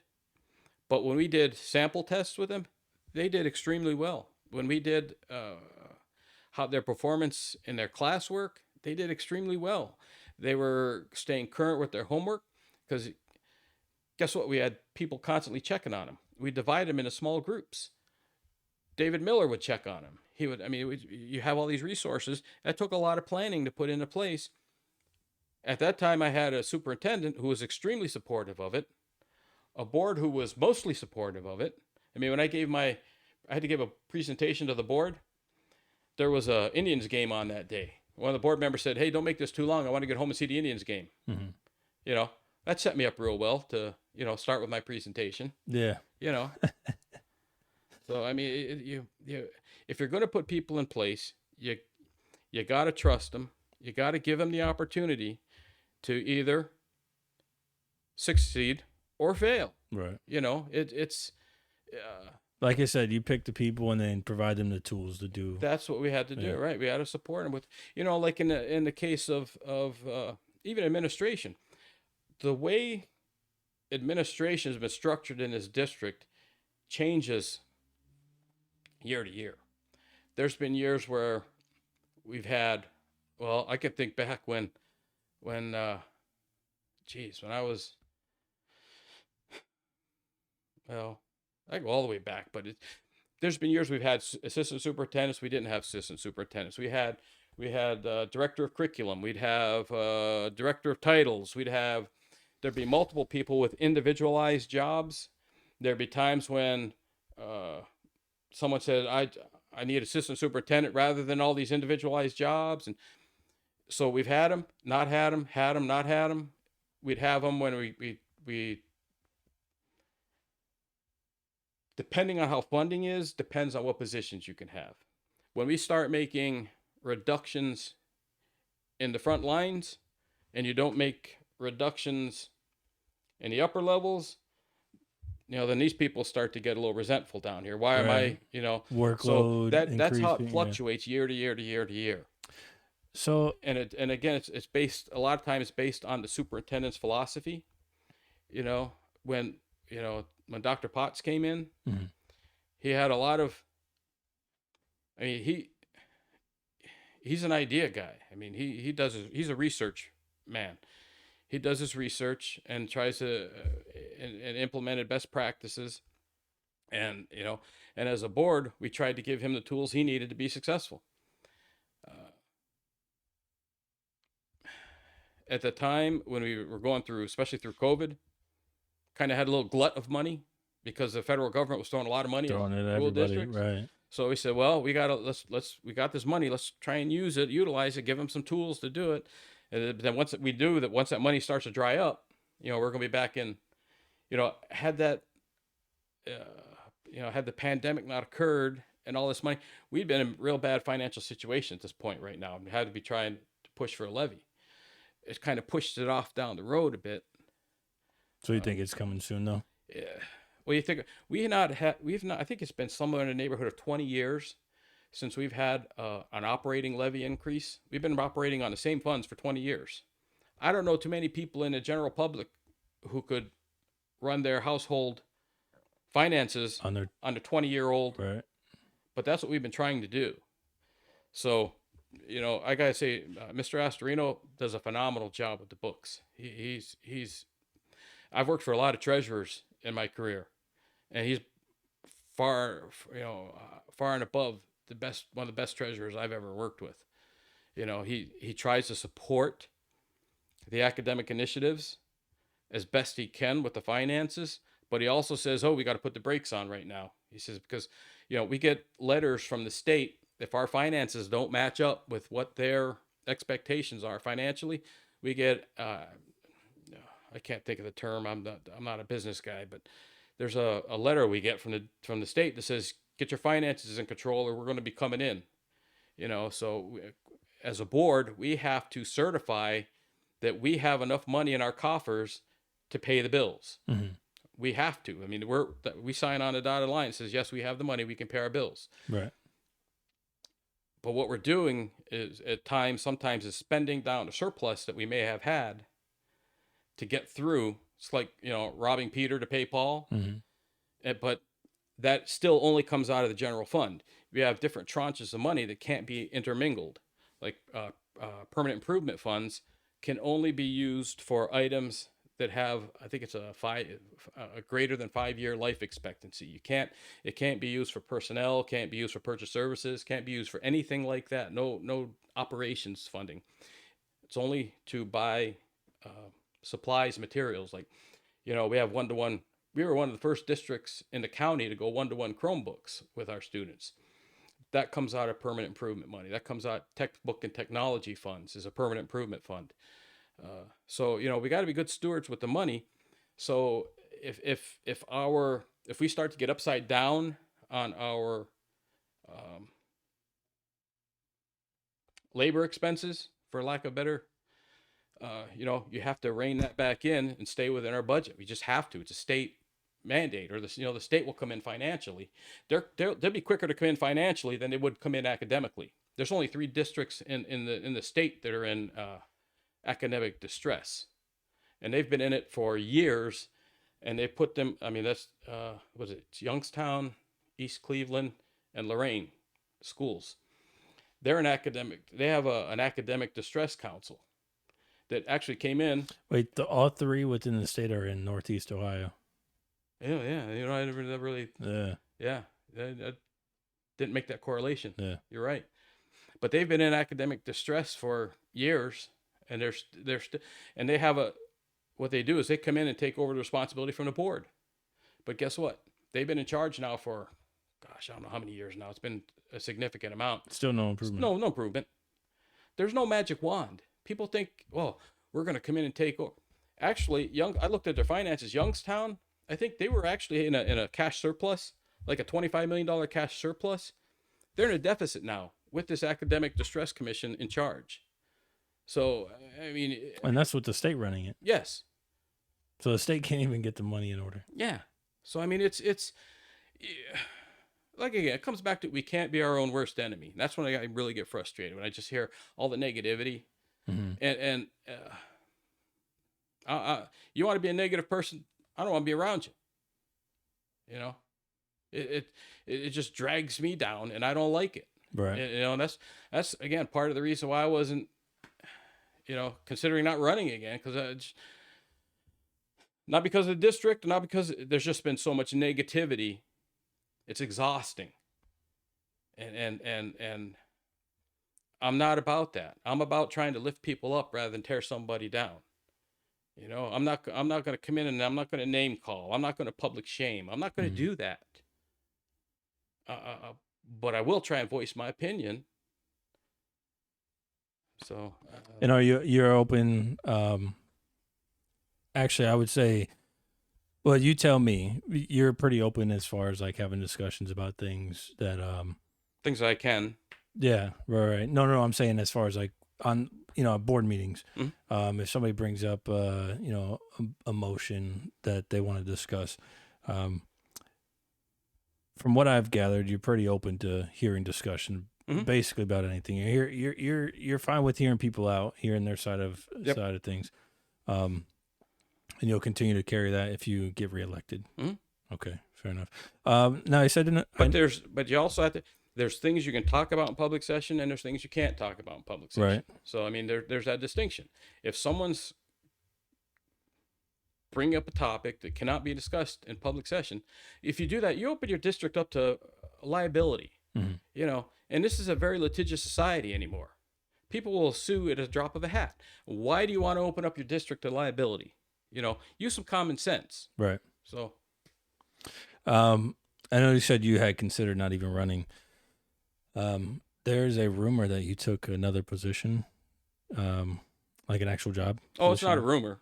So you did take another position. It's just temporary. And I did this. I'm going to be for 6 months at Jefferson Elementary School as their principal. Okay. Their principal is retiring in middle of January, into January.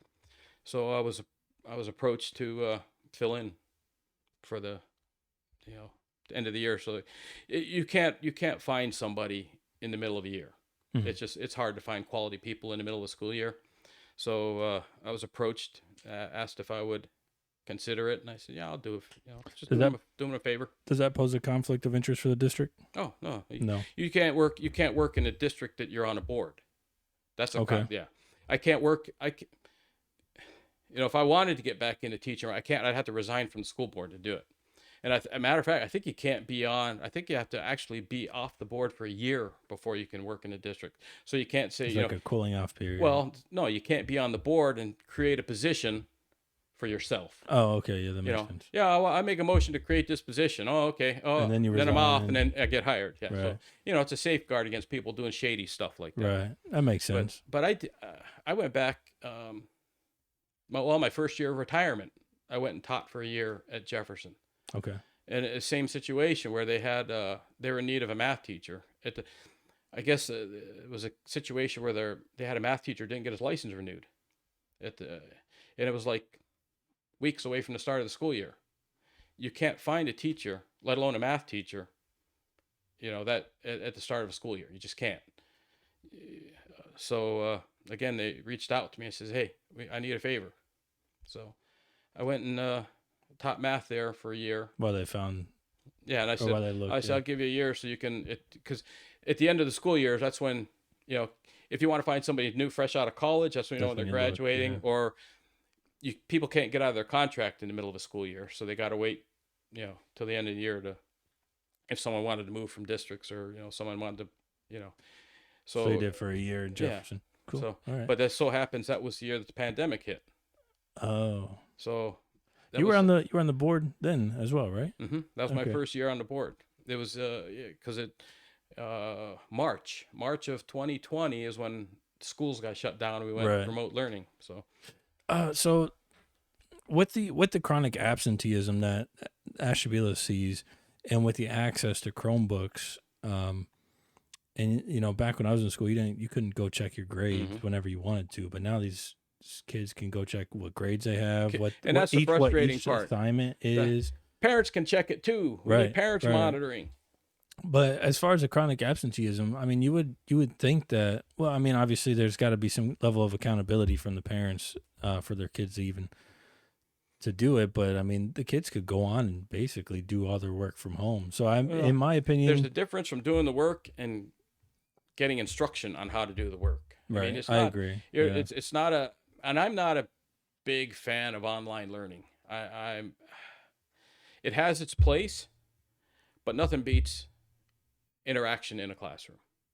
That was a frustrating part for me. I was trying to do the online learning in March, April, and May, with the kids while I was, I'd spend all day, all night typing up examples, trying to make things that I'd actually be writing on the board.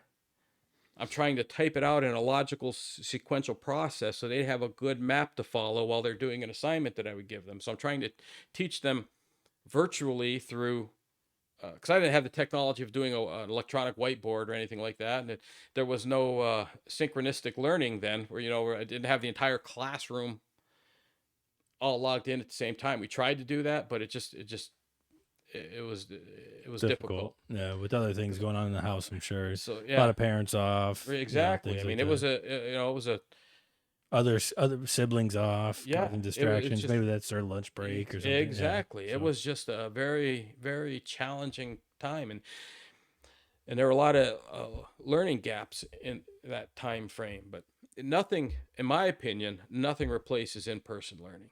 I mean, online has its place. I've taken online courses, but you're responsible for your own learning. In essence, you're responsible for your own learning. Well, if you're struggling with a concept to begin with, you're not gonna want to who's learn going to it. be? Yeah. Yeah. So, I mean, it's a tool. It's not a replacement, in my opinion. One thing that I've noticed as I've gotten older is when I find interest in something, I have to learn it on my own. For my phone repair shop, Mhm.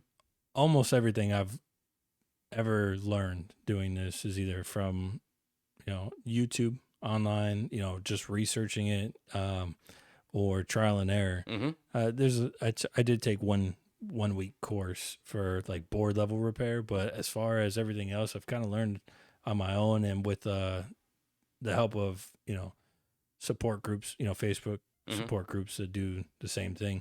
Um, are we offering any of that to these kids, like support groups, maybe a math, maybe like an algebra group or a math group in general? Like if a student was having a problem with you know algebra, and they can go on like, hey, I've tried this, I still can't come up with the right answer. Like, what am I doing wrong here? Do we offer anything like that, especially with a lot of stuff being online now? It's funny. Again, with some of the funds that we had through ESSER, the educational During COVID. yeah, Yeah. we purchased a program that was available 24 hours a day of an actual teacher you could get on one-on-one and get help with. It was very underutilized. I mean, it was they gave us the data on it, and it was it was the usage didn't warrant To keep it around. to keep it. I Right. mean, it was you could it was I'm trying to think now how it was. It's been a while since it was demonstrated or explained to us how it worked, but it was one-on-one with a teacher, because these teachers were from all over the country. country, Yeah. doing it from their computer. So you could always have access to a live person. They had contracted throughout the day when you're available, but it wasn't utilized. Because I know a lot of governmental resources are kind of hard to navigate sometimes. A lot of governmental websites you go onto. Are these resources like easily accessible? Oh, we had a link right on the homepage where they could just click and Okay. access it. Yeah, we made it very. So it was very easy to find. Yeah, it was not it wasn't an Easter egg hunt. It was right there. Gotcha. So Okay. But again, I don't think people's focus during that 2 year, it was a 2 year period of lack of structure in education. Mm-hmm. Kids will be fine. They're on the computer all the time. Well, yeah, they're on the computer all the time, but they're not on the computer doing schoolwork. They're on the computer doing games. They're on a computer. I don't know what all these other things, these Snapchats, and I don't know. I guess that's on a phone though. But YouTube. Yeah, they're on there doing fun stuff, not doing schoolwork. There's a big difference between being online doing schoolwork and being online doing fun stuff. Yeah, and that comes. I would say, how do we incorporate the two? Well, to me, I think that's like we talked about earlier, the culture and the education, just combining those two. Like, I think if there's a way to do that, I think somebody's gonna make $1 million. Yeah.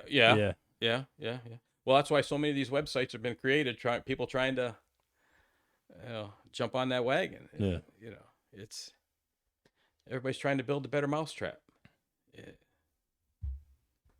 I wish I had that answer, because it would help our district immensely. Yeah, I think buy-in from parents. I mean, the biggest thing I see in education is that personal relationship. And Student to student to teacher, Mhm. and teacher to parent. I called if I had a. We tried this. We used to do a thing called Dragon Pride. We give. And I think Jimmy Candela and J.C. Montanaro started it, and then it kind of after they left, kind of fell off the wayside. Then I tried to start it back up again. It was Dragon Pride. If a teacher caught a kid doing something good, they send a slip down to the paper, or send a slip down to the principal with what the kid did. And what I do is I call the kid down to the office, and I get called to the office all right away. They're thinking, what they do. it's never a good thing. Yeah. So they get in. I said, what? I mess with them a little bit because I like to. Have fun. I like to have fun. Yeah. All work and no play makes Jack a dull boy. Yeah. So I like to have fun. I get down there and mess with them. What? Why do I have to call you down to the office? And the kid goes, I don't know. What? I said, well, let me read what the teacher wrote. And then I read on there what this It's teacher all wrote. positive. And you see that face just light up. Yeah.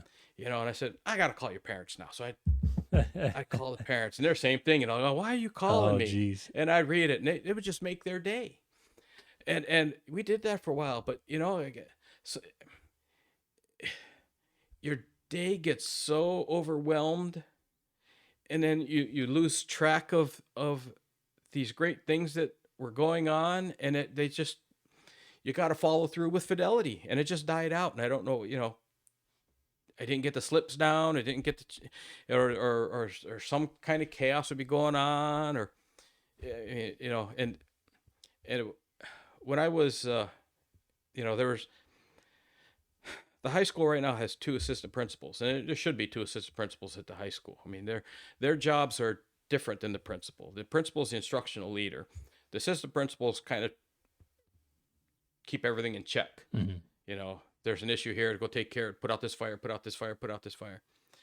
Well, when I was principal, they cut me down to 1 assistant principal. So I did that job for many years, me and 1 assistant, and it started to,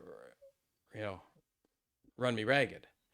And, because you're talking about, there were many 12 to 14 hour days, because you go, if you get in there 6, 7 o'clock in the morning, but then you got a basketball game going on, a home game. I stay for all those events, and I was the last one to leave because I wanted to make sure every kid got home.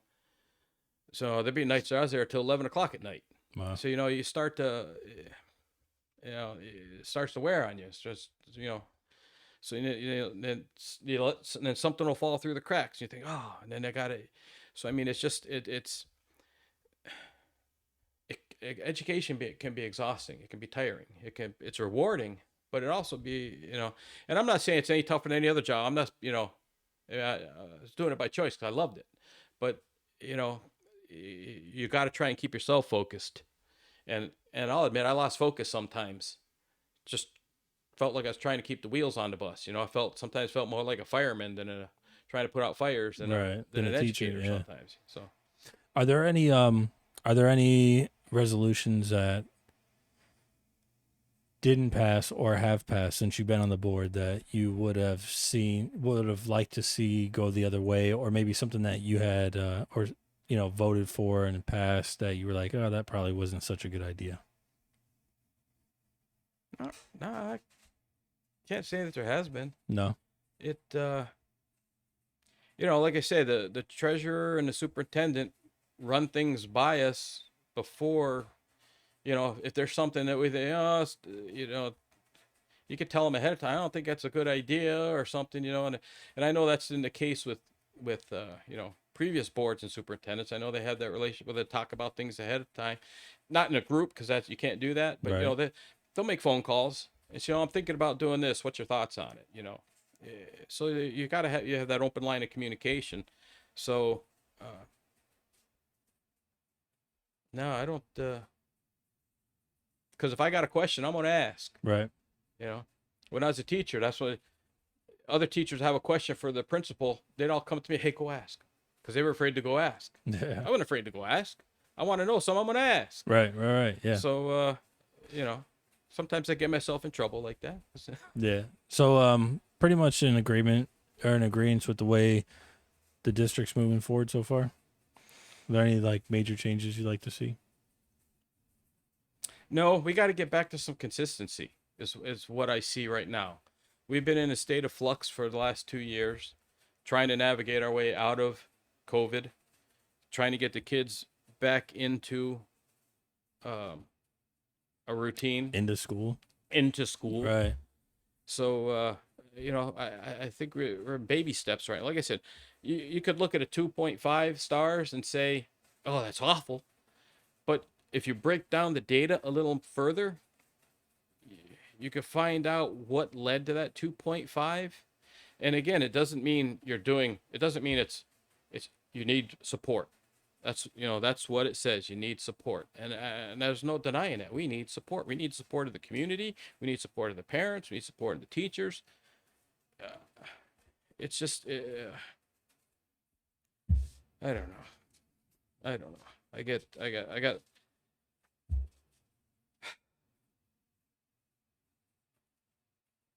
Oh, there's another was on that the mobility rate too. Click on that mobility rate if you would, please. This right here. Yeah. District mobility. What does that mean? 11.8%. That means roughly 12% of the students have either transferred in or out of the district over half a school year. That means 12% of the students have missed at least a half of year of our education in our district, either because they moved in or moved out. Gotcha. Okay. So is this a high rate then? 12%? Yeah, it's a very high rate. Yeah. Well, you figure 12%, 10%. Well, you take 10% of 1,000 kids. 100. Yeah. That's a.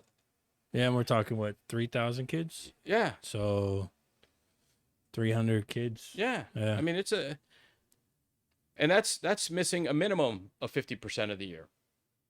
So you get students who transfer in, maybe weren't great students where they were at, and now you're responsible for their education. They get reported on your report card. They get reported with your graduation rate. Or you have kids who have been doing real well and move out, and you get no credit for them. They may have been with you 3.5 years. All of a sudden they move out. They did real well. You get no credit for them on your report card. So goes to another district. Yeah. Gotcha. And then also like on our graduation rate, we're constant. We're like right in this bandwidth of between 75 to 80% graduation rate. And where do we see that at? District at a glance again.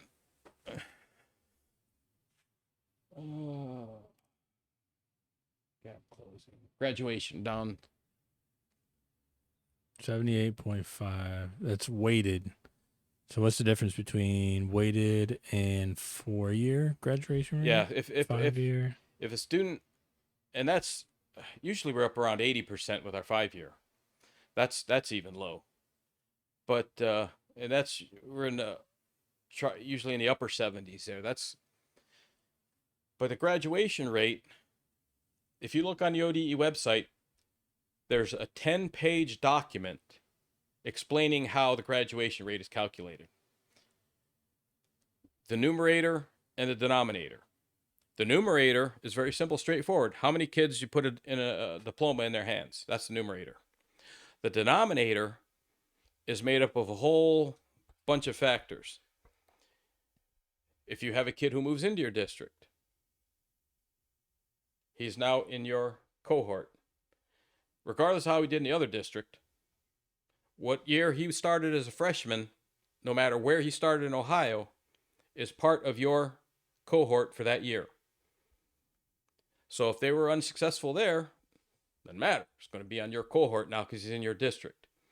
If a kid leaves your district,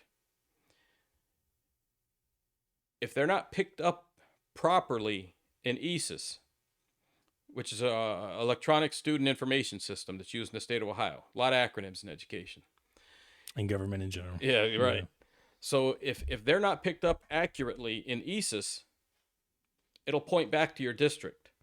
Vice versa for if somebody comes into your district, correct? Correct. Okay. So, I mean, the accounting on that is huge. If a kid moves out of state, there's no way for it to point back to Ohio. It'll come back in your denominator. So there could be kids in that denominator who you aren't responsible for, but because of the way it's reported in, I mean, it's just it's a record keeping nightmare. So it's not consistent, is what you're saying. It Yeah.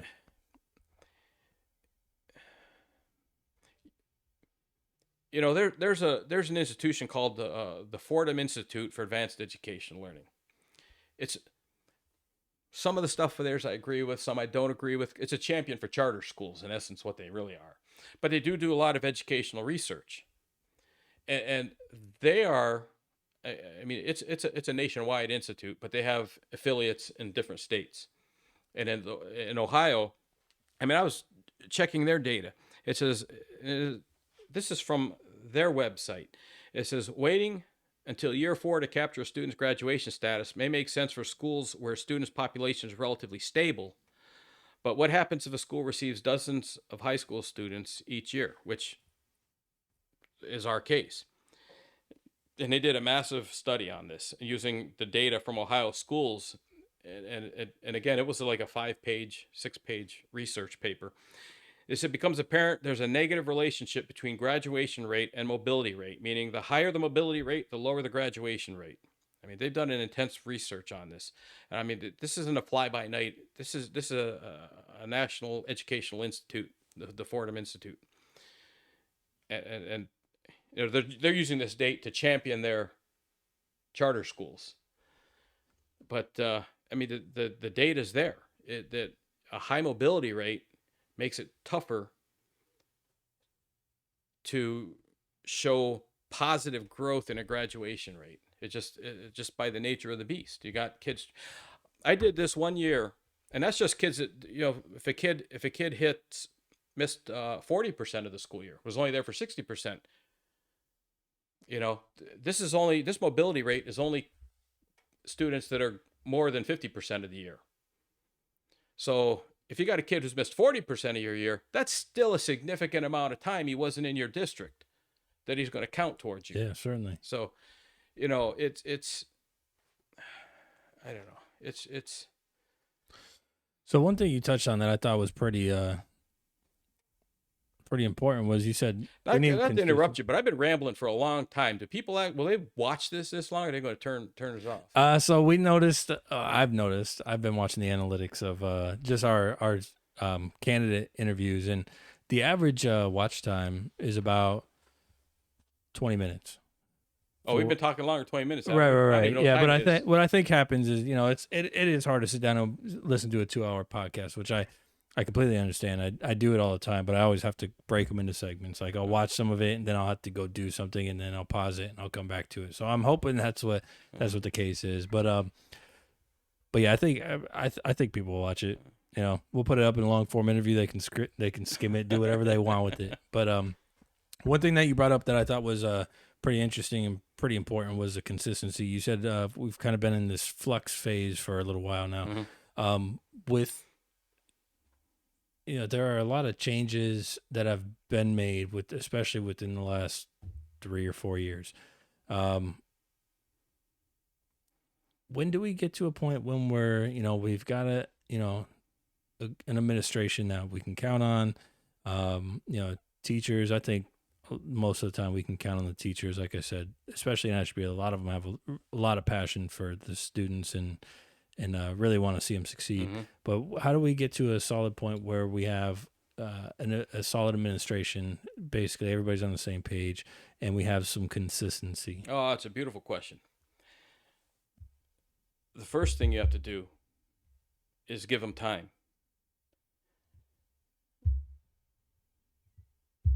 You aren't going to do it overnight. Right. And I think that's that's kind of why what led me to that question, because we've seen so many things change. Like I'm concerned that we're not giving enough time to see if the results are positive or negative. Correct. I think this just happening. All right, if it doesn't happen within 3 months, Correct. We're switching things out. That's what I'm going into my 5th year of retirement right now. We're on our 3rd principal at Lakeside since I've been retired. In 5 years. Yes. I have the longest tenure as principal at Lakeside since the new building's been open, and I was there for 7 years. Well, actually 8 years, but I did my last year. I did my last year in essence as an assistant principal role to bring in a principal so I could kind of familiarize Right. with the district. Instead of just throwing them in there. Right. Yeah. So, because Dr. Potts knew I was retiring, so he said, "Would I be willing to do this?" I said, absolutely, because I had the year before that I had some health issues. Actually, I got taken out in an ambulance in my last full year as principal. My blood pressure was 275 over 150. Oh wow. They didn't know how I didn't stroke out. I Yeah. didn't know it was, and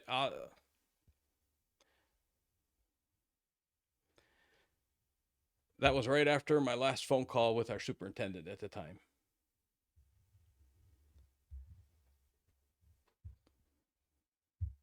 I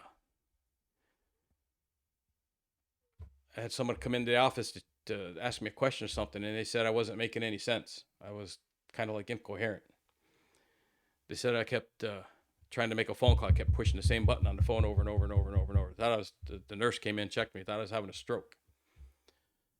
So I called an ambulance. It took me out. I was hospitalized for 3 or 4 days to get my blood pressure under control.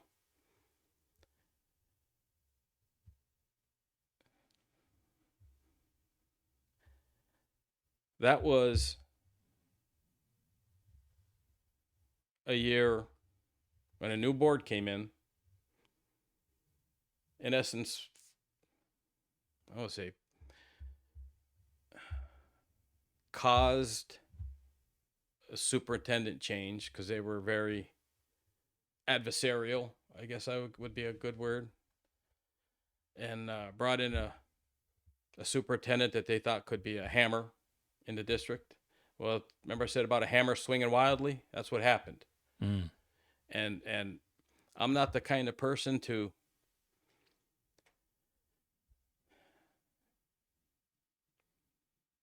not voice my opinion when I know something is not right. And at that, I couldn't voice my opinion with this person. And I just kept bottling up and bottling up and bottling up. I mean, I would get texts at 7, 8 o'clock at night of a picture of a weed in a crack on a sidewalk and say, all caps, "This is unacceptable." I mean, that's the kind of stuff we were worried about. And that's not the way I operate. And I let it get to me. And it almost killed you. It almost killed me. Had it not been for my staff, they saved my life, in essence. And I was very appreciative to them.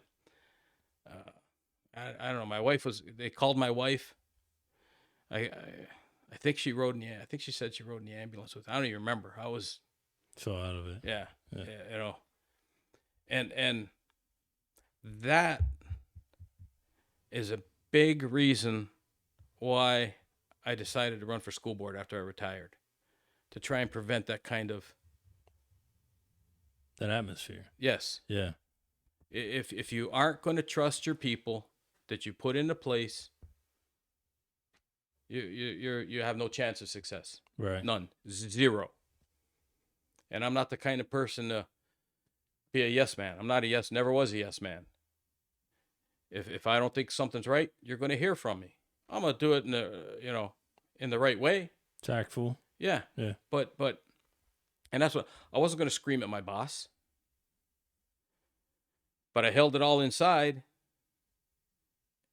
and my head almost blew up. So, one other question that I have, and then I'm going to ask you a question that Tom, since he's not here, I asked him if there was anything specific he wanted to ask you. So I'll read that last.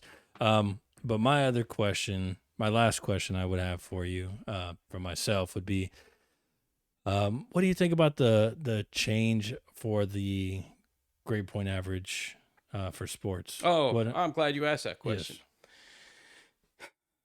That's a double-edged sword with me.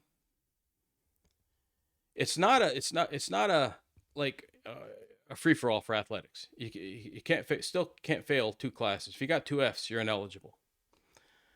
We have a lot of students in our it's not up there anymore, but that attendance rate You I can go soft it, back a to it. chronic. Yep. Some kids, that's their gig, athletics, and that'll get them to come to school.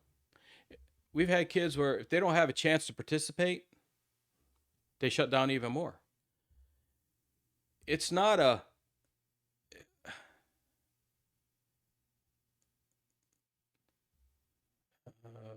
you're looking for that. Yeah. What? It was What's chronic, under chronic. Oh, that's Yeah, what it there was. it is. Chronic. Okay. Right. It's not a free for all. There's study tables involved. The coaches got to have kids monitor study tables. We're trying to, and this was all voted on recently, and I think it passed 5-0. And we've had the highest athletic eligibility GPA in the county. Other districts, we're going with the state minimum. Was this prior to the change you're saying? I'm sorry, was it? This happened it happened this past school year, I think. As far as the highest eligibility rate? No, 1.5 has always been Ohio's Okay. minimum. Gotcha. That's been the OHSAA minimum forever, 1.5. With the caveat, you can't fail 2 classes. Right. I mean, I did the math breakdown. You could get something. I forget. You could get if you had, and you have to be passing at least 5 classes. So if you had 5 classes and 2 study halls, you fail one class, you're done. If you fail, your GPA, you still have to get, you could get I think 4 C's and a D, and be eligible. If you got 4 C's and an F, you're ineligible. Because you have to pass 5. Well, you got to be passing 5 classes, right? And I think if you do the math too, it's to get a 1. Because you only get, for a D you get 1 point. For a C you get 2 points. So I mean, if you get 1 C and a few D's, you're done. I mean, if you get, and maybe it was that athletic chance to be in athletics, to come and do something positive, get out of the house to keep that kid coming to school. Mm-hmm. So I mean, it's a double-edged sword. You don't want to say, hey, we're making it so anybody, you don't have to do anything. But our coaches take their eligibility of their students seriously, their academics seriously. They do grade sheets on them. They check their grades. And how many kids will it affect? I don't know. But I do know I have seen kids where they were crushed when they were ineligible, and then it spirals. I mean, if you don't have that one carrot to dangle in front of them, oh, you like to play this sport? Get to school and do your work. Let's try and bring it up. So I mean, it's a double-edged sword. Yeah, I can agree with and understand that. I barely, it's my 9th grade year. I didn't pass 9th grade at all. I actually went to summer school to make up the credits so I could make it to the old Ashtabula High School for my 10th and 11th grade year. And then those 2 years were not great either. But I know I wanted to play basketball. Basketball was my favorite sport. I missed it. Did I play 9th? I did play 9th grade. I did not play in 10th grade. However, I believe 10th grade. From that year on, I actually went to the first day of tryouts for basketball. But that was, I believe, I started my first job that very same day.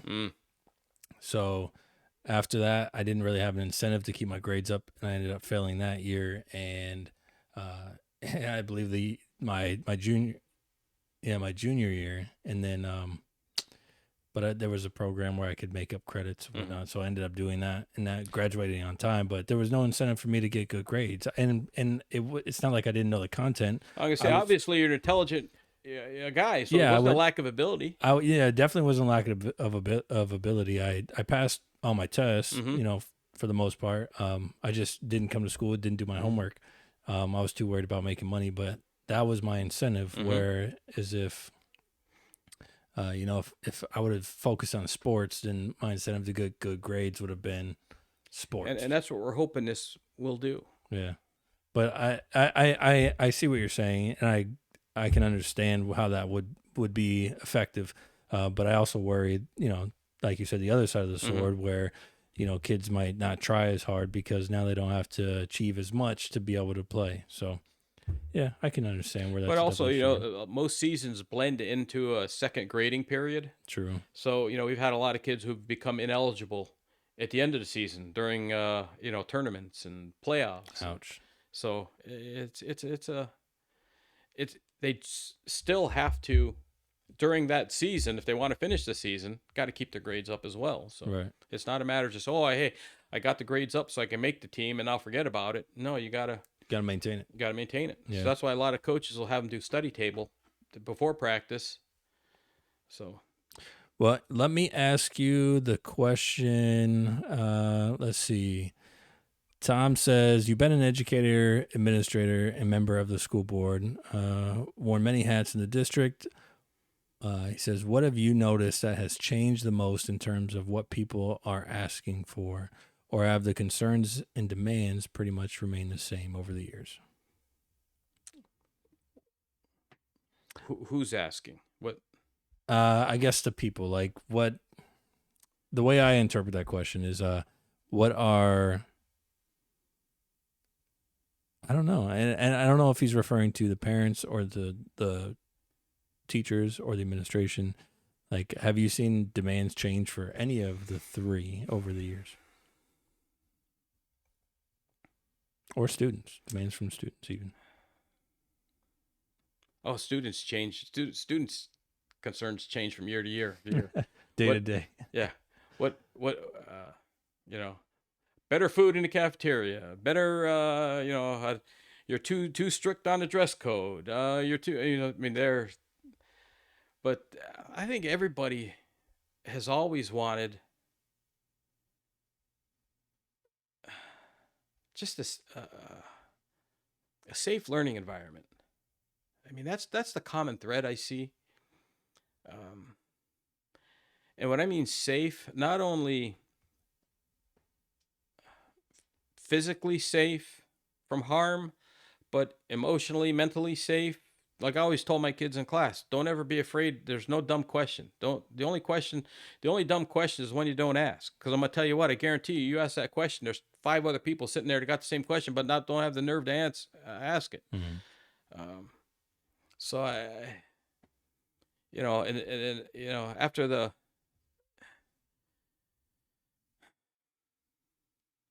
just the teachers want to come to school, feel safe.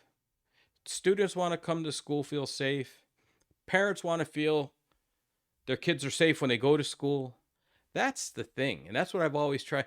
I mean, some people thought I was too much of a hammer when I was a principal because I had a pretty strict policy on suspensions and I don't want to.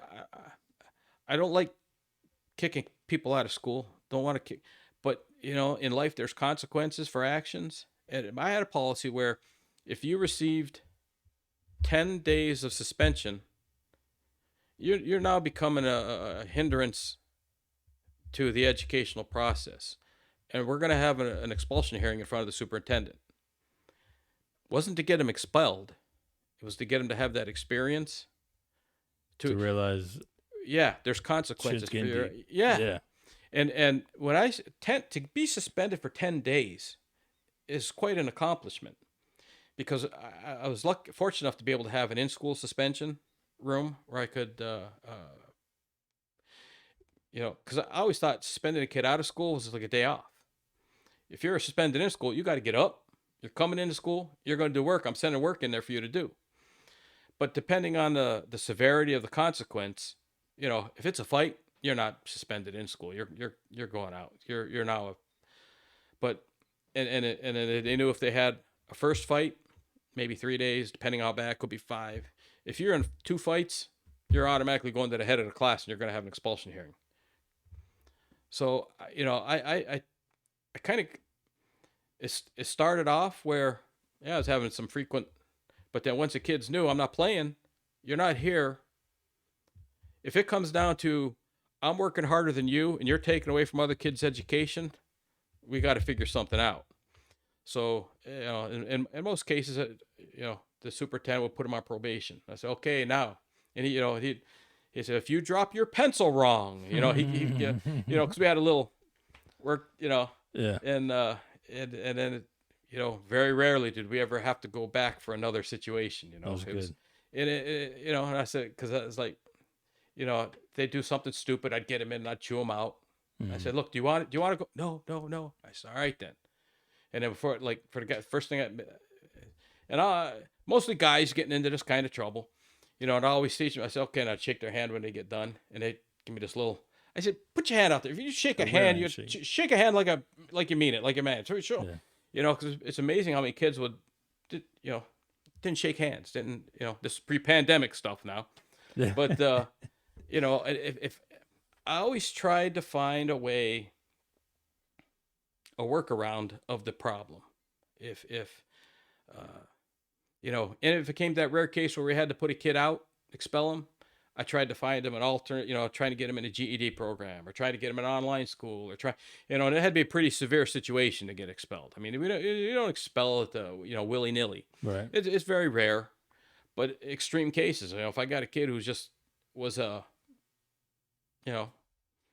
maybe a safety hazard, just can't get that under, you know, you know, but even then I try and, if we couldn't expel him, maybe we did have an online program. I'll put you online, see if you get your act together, get some counseling.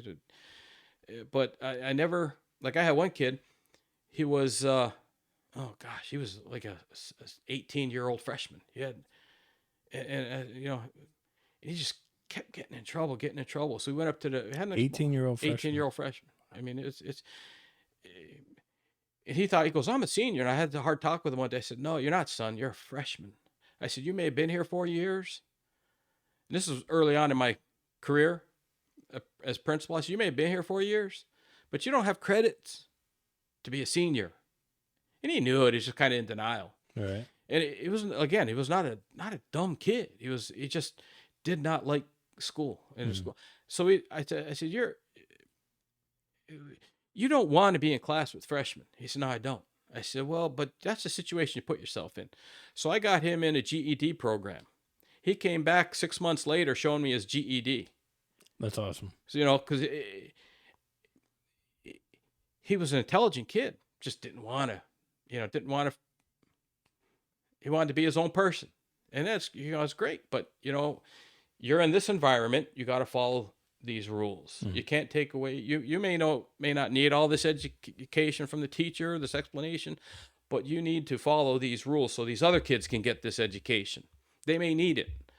So, it was a very amicable meeting. I said, I will do everything I can, get you in this. So I did. They had that, it was called YO. I think they still have it, Youth Opportunity Program. They had a GED program through it. I got him into the program, and you test out of sections, take a sample test. The kid was very, very bright, very bright. And he was he come back, he was real proud. We had a good conversation. He actually he thanked me, for helping him out. He said, because he wasn't going to graduate at that. He was just too far behind. He dug too deep a hole. Right. And you've got to find what the fit is for the individual. That was a happy ending to a bad situation. And unfortunately, there's been not happy endings to those situations as well. But you do what you can with what you have. Yeah. So I agree. Well, Mr. Rapose, is there anything you'd like to add? Any last final bids for anybody considering you I guess you'd be retaining your seat. Yes. Yeah. This would be I was on for 1 4-year term. I guess like I said, I initially had reservations about running again, but not anymore. I mean, I want to see it through. I